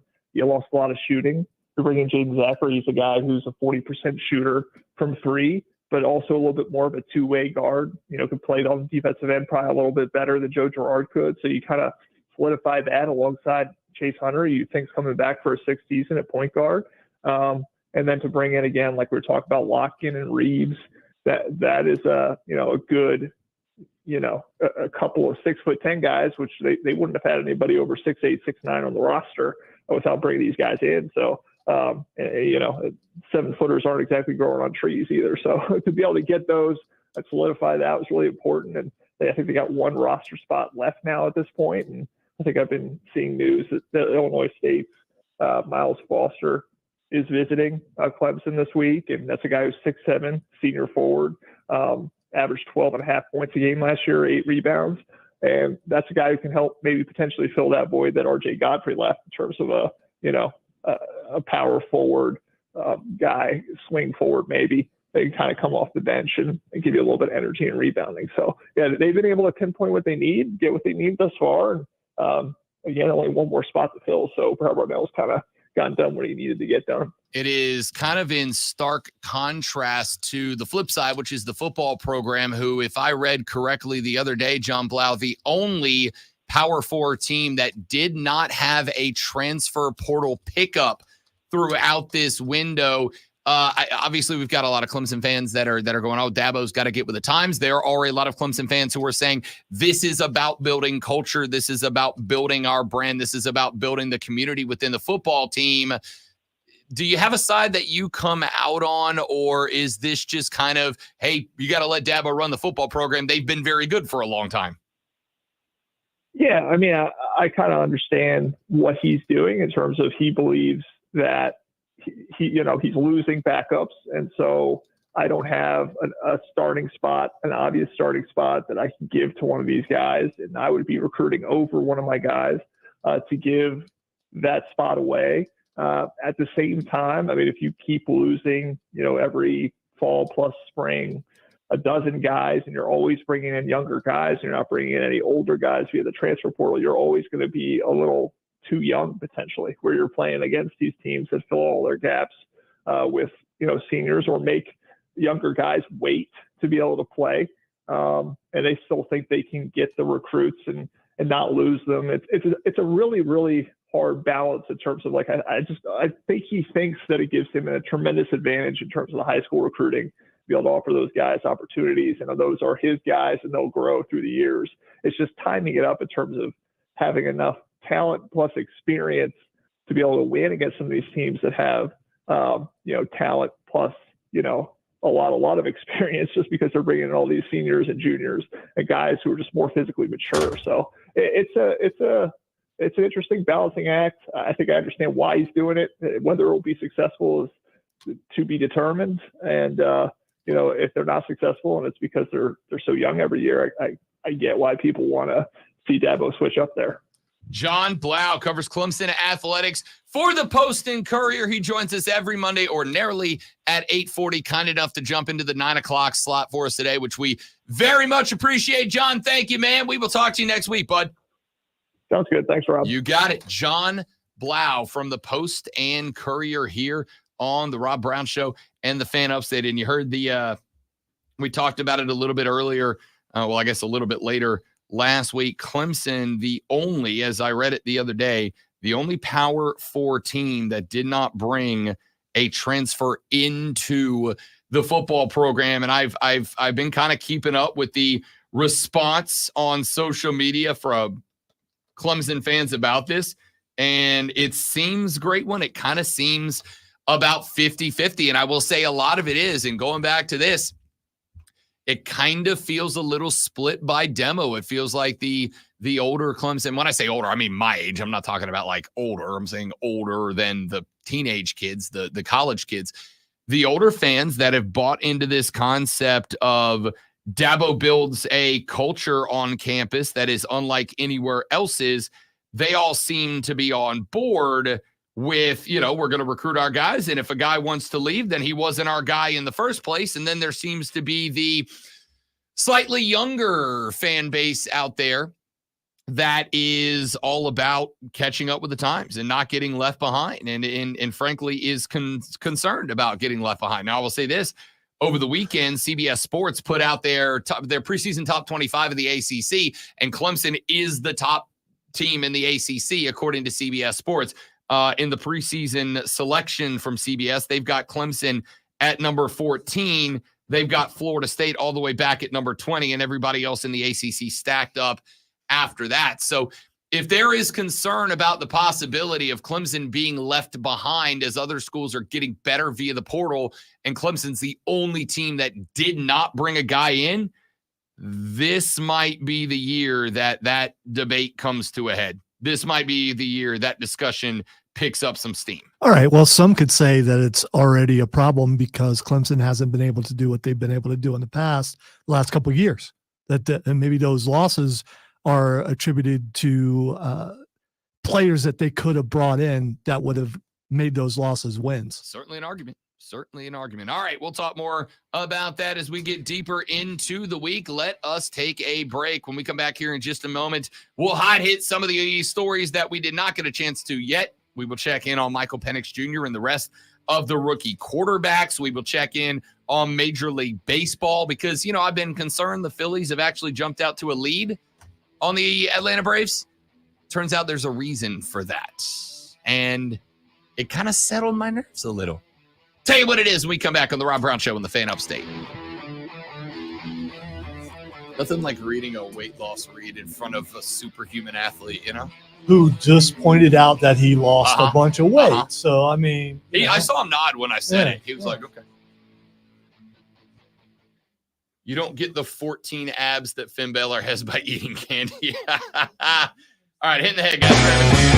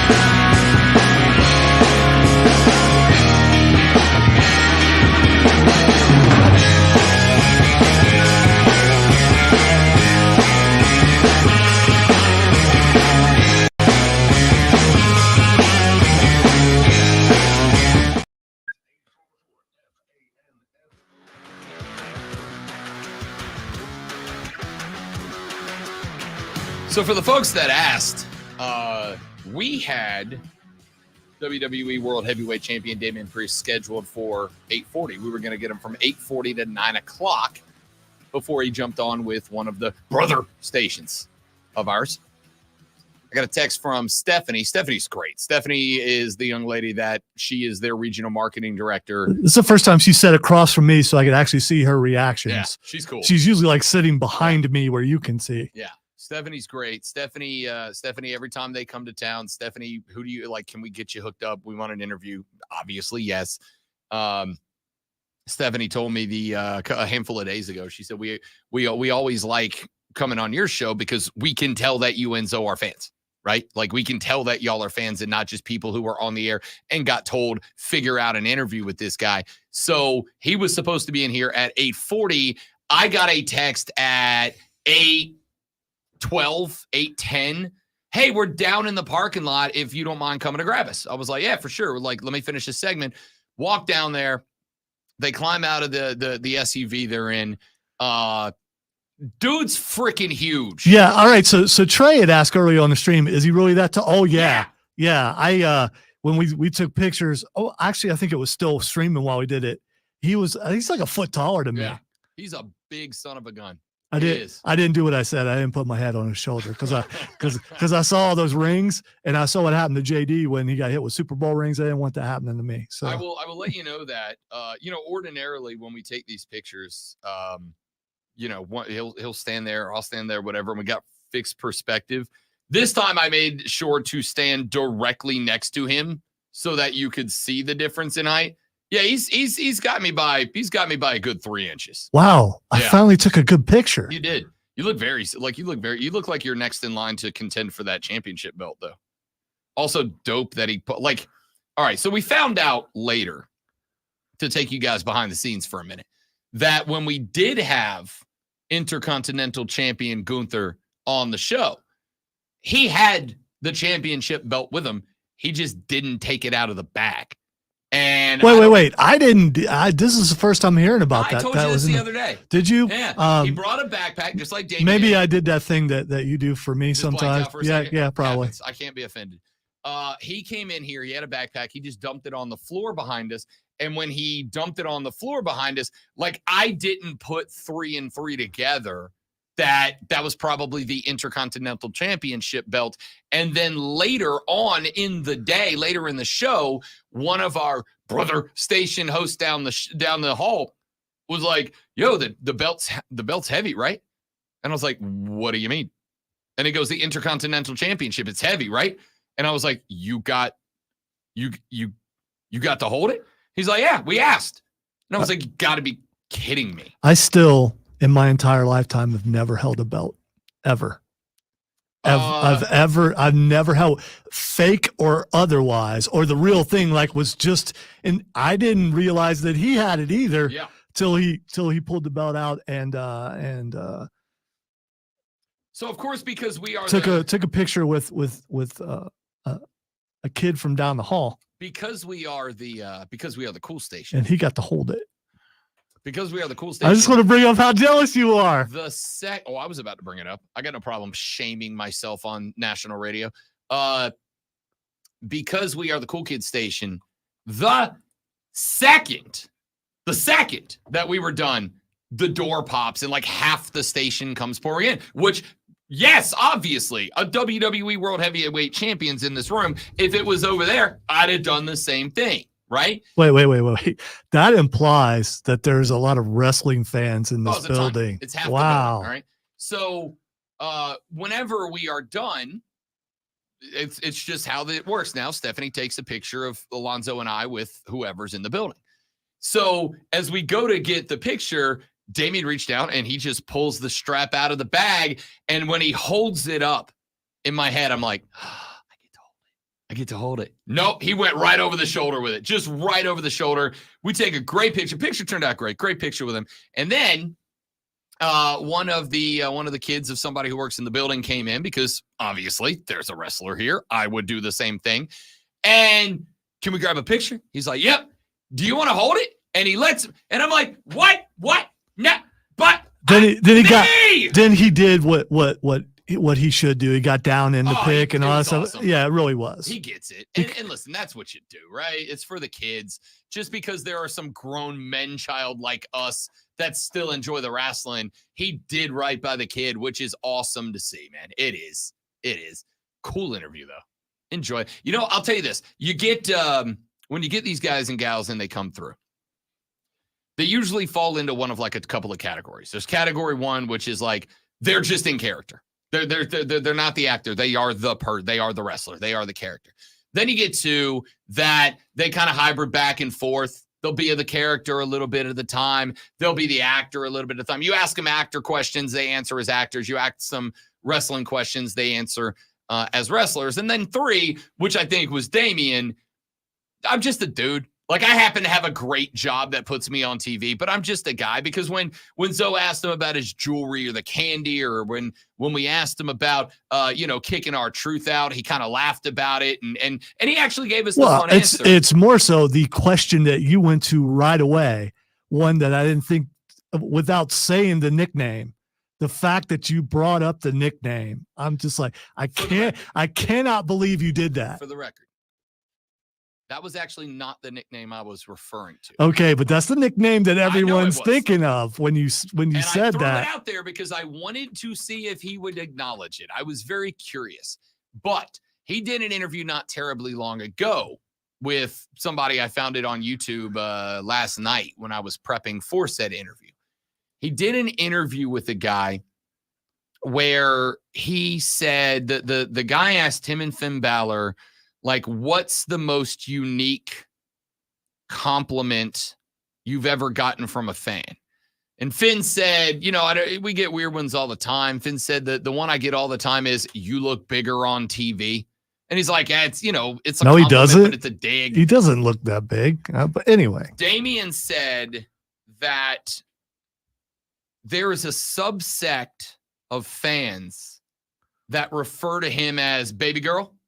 And when he sees them, they're like, what's up, baby girl?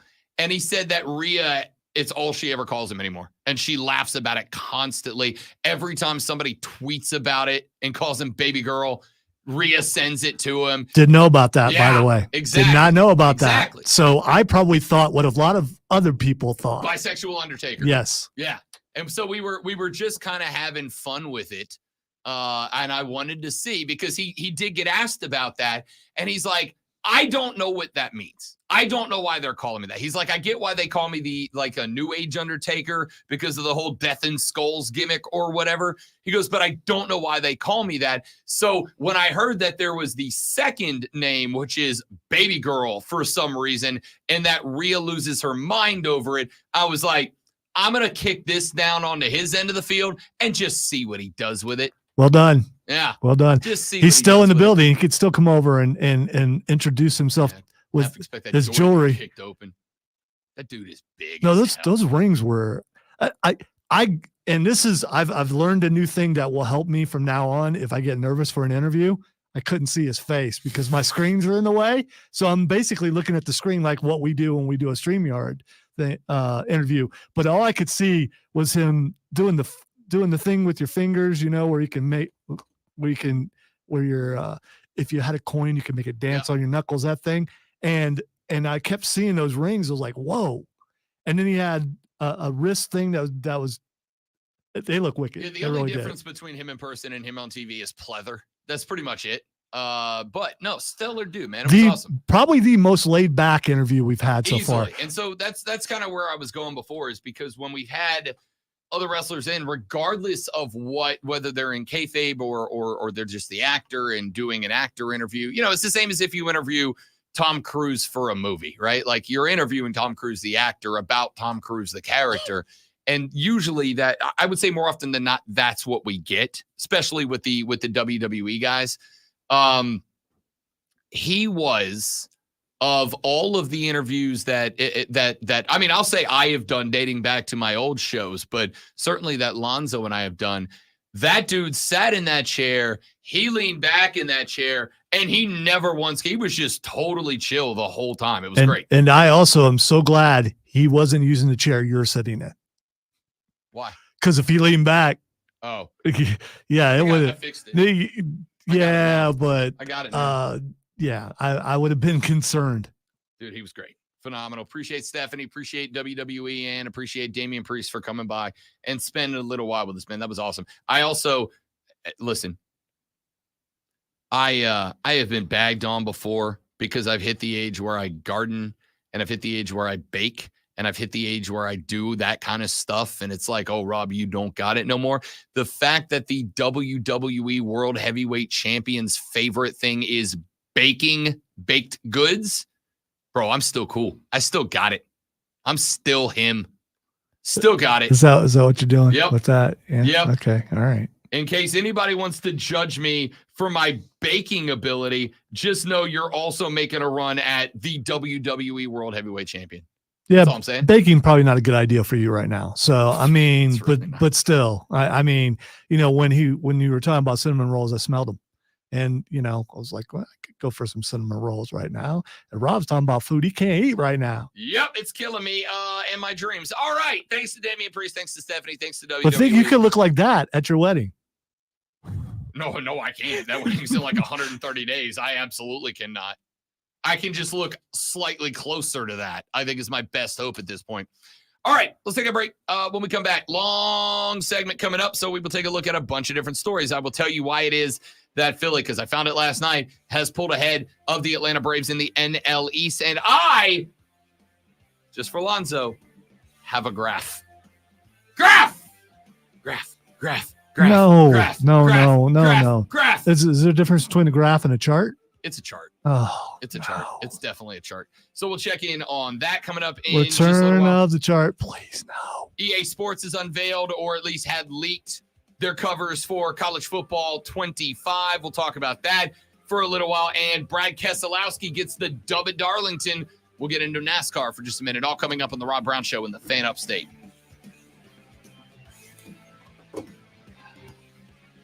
Why is my camera blurry again? Because you're not Damian Priest. Cameron loves Damian Priest. Camera loves Damian Priest.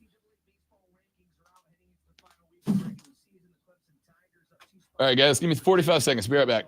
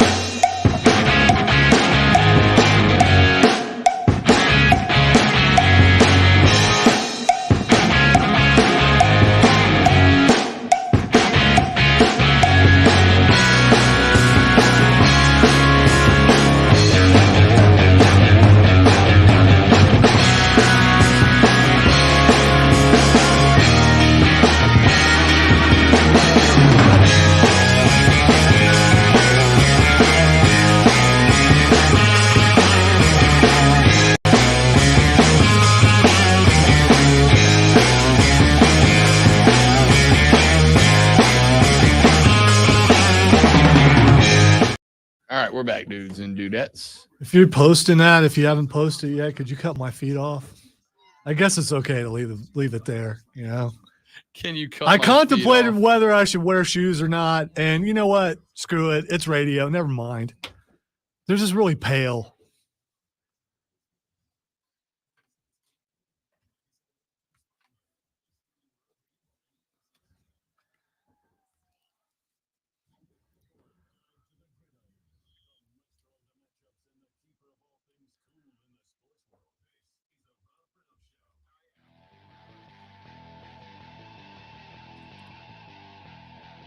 The Robert Hunt Show carries on. It is the Fan Upstate. Welcome back, ladies and gentlemen. Robin the Great Malonzo with you here on a Monday morning. Thanks again to Stephanie and Damian Priest for coming by for a few minutes. But we have got some sports that we need to get to on the show. I will start with this. I have talked at length over the past couple of weeks about my concern over the Braves' positioning in the National League East. They got walked off by the New York Mets last night, but they did take 2 out of the 3 against the Mets. They do have a midweek series coming up this week against a very good Chicago Cubs team. A Cubs team that, by the way, has 24 wins, same as the Bravos. A Cubs team that is only a half game back of the Milwaukee Brewers, despite the fact that the Brewers went on, an 11-game win streak early in the season. Pretty solid Cubs team, and now the Braves got to host them for a couple at the Battery. But you will remember last week that I had great concern. I had great concern because the Philadelphia Phillies are atop the division.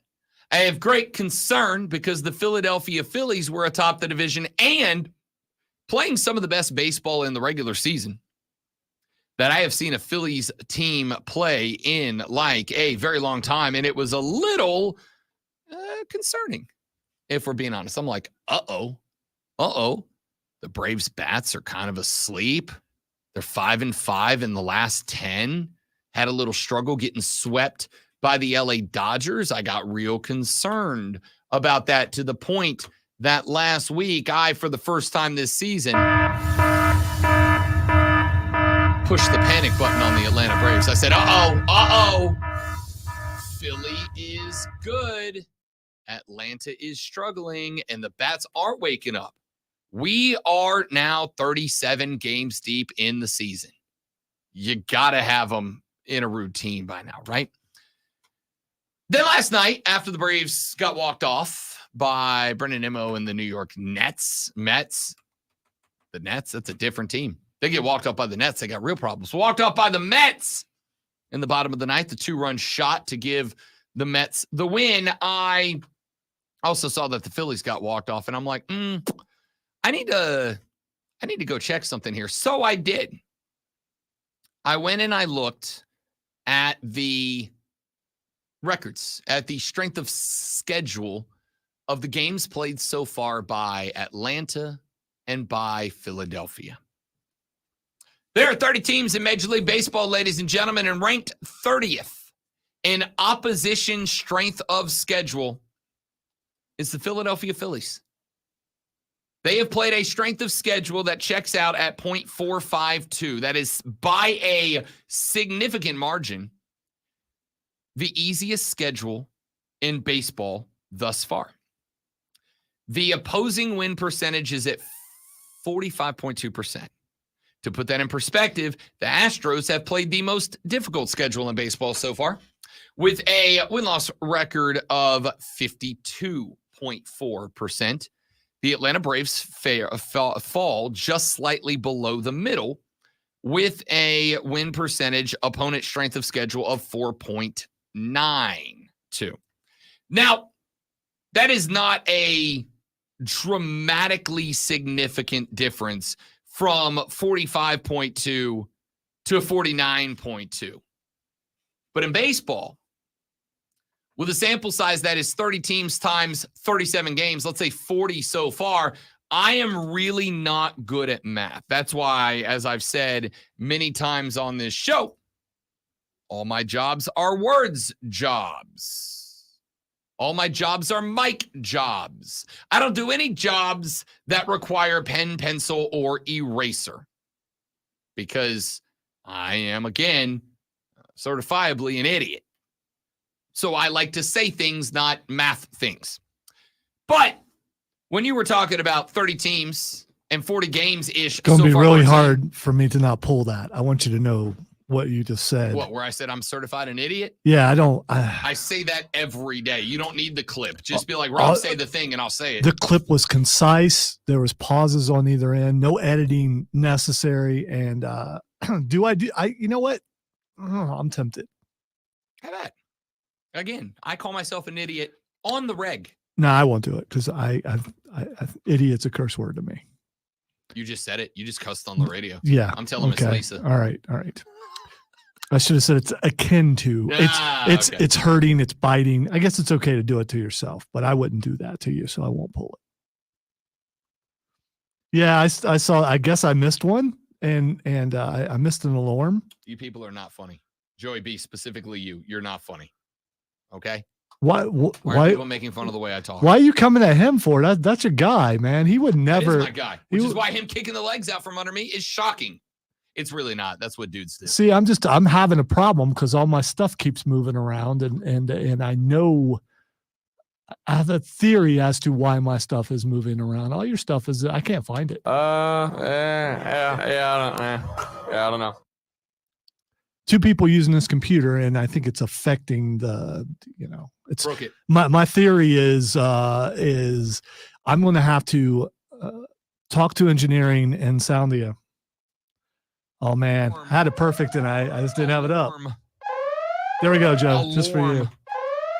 There you go, Shane. Man, and people want it, And what am I if not the people's champ?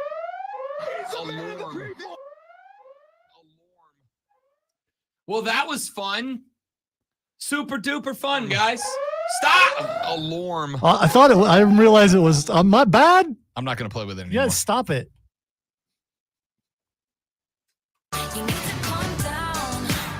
The Braves currently sit with the 21st most difficult schedule in Major League Baseball. The Philadelphia Phillies with the least difficult schedule by a relatively significant margin in Major League Baseball. Joey B just said Braves are 10th in MLB and team ERA and are missing their ace. On a totally unrelated but very related note, Trevor Bauer had another great start in Mexico. There's still a lot going on with the legal stuff with Trevor Bauer. Civil suits predominantly, if I recall correctly. But there's still a lot going on. There's still some stuff out there as far as accusations and potential libel and slander rulings, etc. So I know that a lot of Bravos want to see Trevor Bauer in a Braves uni to replace Spencer Strider and, frankly, probably get him locked up moving forward because I actually think you're losing Max Fried next year. I think Max Fried is on his way out probably to the LA Dodgers because they're going to want to give him that money and he's going to, want that money. So to lock him up and get him in on a multi-year deal would be fine. I do wonder if he would be able to turn it back on because while he had a great start in Mexico and while Mexican baseball leagues are pretty good, they're not MLB good. They're not quite to that level. So I think if nothing else, you're going to have to wait. You're going to have to wait until the civil suits and all of the off the field stuff settles down around Trevor Bauer. Of course, Trevor Bauer had his allegations made against him of sexual assault and impropriety. There have been some evidences as of late that have pointed in the direction of perhaps it was not what it was purported to be. So I'm going to say that if all that goes away, if all that gets put down, and if it ends up in a spot where they don't have to worry about that anymore, then yeah, I think the Braves become a very logical destination for Trevor Bauer. You are going to have a lot of people who are going to walk away from that team because it doesn't matter what comes out as far as they are concerned. Trevor Bauer did bad thing. Trevor Bauer can't be signed. I would tell those people you should have a larger problem with Marcell Ozuna than you do Trevor Bauer. But it is what it is. Also, Marcell Ozuna leading Major League Baseball in home runs right now. So there's that. I will say this, as Joey B was pointing out, and as I was just about to point out, clearly, and this is maybe something that can be used to denigrate Atlanta, clearly Atlanta is willing to, let's say at the most positive, work with players who have personality issues. How about we put it at that? Off the field concerns. They're willing to work with them. And Trevor Bauer might fit that mold. We'll see. We'll find out. All right. A couple of other things I wanted to get in here. Yes, I do think the strength of schedule is a big part of the reason the Braves are currently trailing. I do think they will catch Philadelphia sooner rather than later if they start hitting the ball. Las Vegas Aces star Aja Wilson has 2 WNBA MVP awards during her 7-year professional career. Now she has a shoe deal. Wilson and Nike announced the news before the Aces preseason game at South Carolina just a couple of days ago, where she won the 2017 national championship with Gamecocks and head coach Don Staley. The 2-time WNBA champion and 2020 Olympic gold medalist posted a photo of herself wearing a sweatshirt that said, "Of course I have a shoe.com." That web address leads to Nike's official press release for Wilson's shoe. Aja Wilson is going to join Caitlin Clark as 2 of the first female athletes to have an exclusive shoe deal with Nike. The shoe will be called A1, according to ESPN. The shoe and the rest of Wilson's signature collection will launch in 2025. And I will tell you straight up, as we get set for the tip of the WNBA season, including Caitlin Clark's Indiana Fever tomorrow night. I'm not a big shoe guy, all right? I have spent money on the shoes before, and I ruin shoes. I just do too much to justify spending that much on shoes. You got a wall of hats. How do you not have a wall of shoes? Because again, I ruin shoes. I ruin shoes, and I, for whatever reason, can't get behind shoes as decoration. You know what I mean? Like guys who collect sneakers, sneakerheads, their shoes are decorations. I don't get it. And I'm not saying it's bad. I just don't get it. It doesn't make sense to me to try to hang a bunch of shoes up and call it decorations. I do feel that way about hats. Hats can be decorations. Hats don't cost nearly as much as shoes do. Also either. correct. New Spartanburger hat, the South Carolina logo with the HC in the middle. Dope hat, $40. I'm in. I'm buying that. 100%. 100% got to make it to the Berg. All right. What was that? I have one more story I wanted to get to. What was it? Well, you better hurry. A minute and 15 seconds. Oh, EA Sports has released the covers. So far, the athletes we know on the cover of College Football 25 are Michigan running back Donovan Edwards, Texas quarterback Quinn Ewers, and Colorado two-way player Travis Hunter. We also know that on the covers are Jalen Milroe, Carson Beck, Quinshawn Judkins, the running back from Ohio State, are visible. The logo itself features Ewers, Edwards, and Hunter right in front of you, and then a bunch of basically college football players like they're in the tunnel about to go out into the stadium full of flags of the different schools and fireworks going off, and in front of them are all the different the players from different teams right in front of them. It's kind of a dope logo. Yeah, some people a little upset about it. It looks fine, but it's leaked. So the official hasn't come out yet, right? So that's leaked. They could change the whole thing up just because it got leaked. I think a lot of people wanted cover athletes like we used to have, right? Yeah, they wanted to cover athletes. I mean, yeah. It's too many college football players out there, man. There's 190 freaking teams. Like, I like this. And for at least for the first one to have it be inclusive, I think is a good call. And now the Rob Brown Show presents Twitter. I nailed that.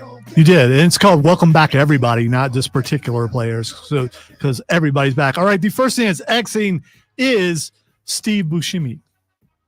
Steve Buscemi, an American icon, by the way, absolute legend, got randomly punched in the face in New York City over the weekend. Like some jackass just came out. And for the record, I'm not saying jackass because they punched Steve Buscemi. If you just punch someone randomly, which is a dumb game, and they do it. It seems to be more prevalent in New York for some reason, but there are pictures of the guy who did it out there.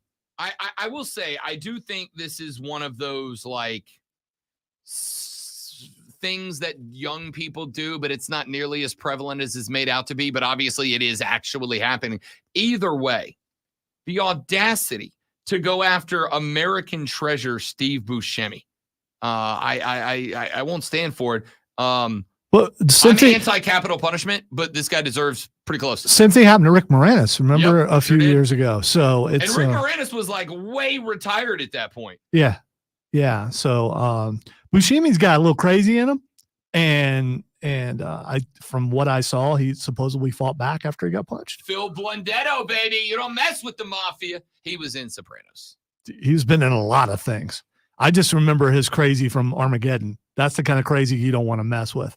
The next thing that's Xing is Bronny James. I don't want to miss a thing, because even when I Bronny James is trending because he has been medically cleared to resume basketball activities. You will remember that last year, a very scary moment as Bronny had a heart issue that caused him to pass out and go unconscious for like a while. And they were worried it might be a heart issue that would prevent him from playing ball, but he has been medically cleared. And now the question is, he has entered both the NBA draft and the transfer portal. Does he do one more year of college, or does he go up? The Lakers have already said that they want LeBron back next year, no matter the conditions. So there's a very good chance the Lake Show might go, Bron, if you want to draft your boy, we want you back. We'll do it. We'll see. Which I don't love. That could be interesting. Yeah, well, it's been the narrative for a while. So if it does happen, who's it going to surprise? Also, I don't know if this is going to be on What the X is going on or not, but the rumor is that the JJ Redick to the Lakers as head coach thing is picking up steam. And let me be very clear, Lakers fans. Yes, please do it. Yes, please do it. Please go get a guy who has never coached anything ever before. Make him the head coach of the most illustrious franchise in the National Basketball Association, and do it only because he has a podcast with LeBron. Good luck. Yeah, so you're saying he has no qualifications other than having the podcast? That is correct. That's exactly what I'm saying. He did like play in the league for quite some time, Yep. you know. And that's not coaching, There is is but there's a lot of trends. I'm not defending. I'm just saying it's not unheard of for someone to do that. Maybe not at that level, but still. It is. So he's never been an assistant coach anywhere? Not that I'm aware of. Okay. He is not coached that I'm aware of yet. And so the thought there is they will bring him in because he and Bron have a relationship already, so they wouldn't have to go through that. And my thought is, then just make LeBron the head coach.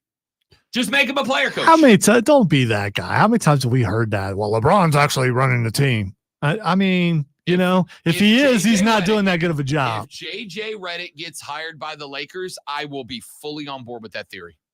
Well, nobody else seems to be able to make it work there. Why not go outside the box and try it? A little bit of Jeff Saturday type thing. Why not? Yeah, that went well too, didn't it? For one game. For 60 minutes, Jeff Saturday was an icon. He was a story for a while. All right, and the last thing Xing is Scarlett. Bordeaux. O'Hara.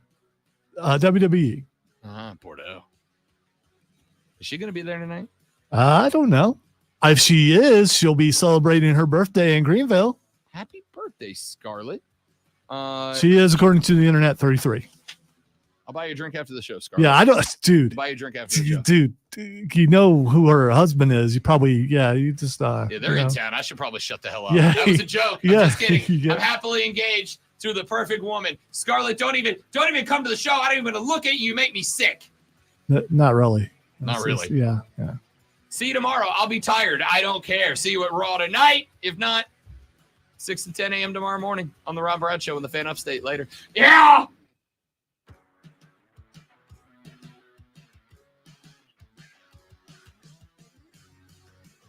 I nailed that. That could not have been done better. I nailed it. By the way, That was perfect. the music wasn't over. There was a pause in the music. It was I nailed it. it was very well done. Okay, fine. And then you just dumped yourself at the end. I mean, why? Just say goodbye. Goodbye. I mean, End the stream. goodbye, stream. Goodbye. You get to see me. No, I got it.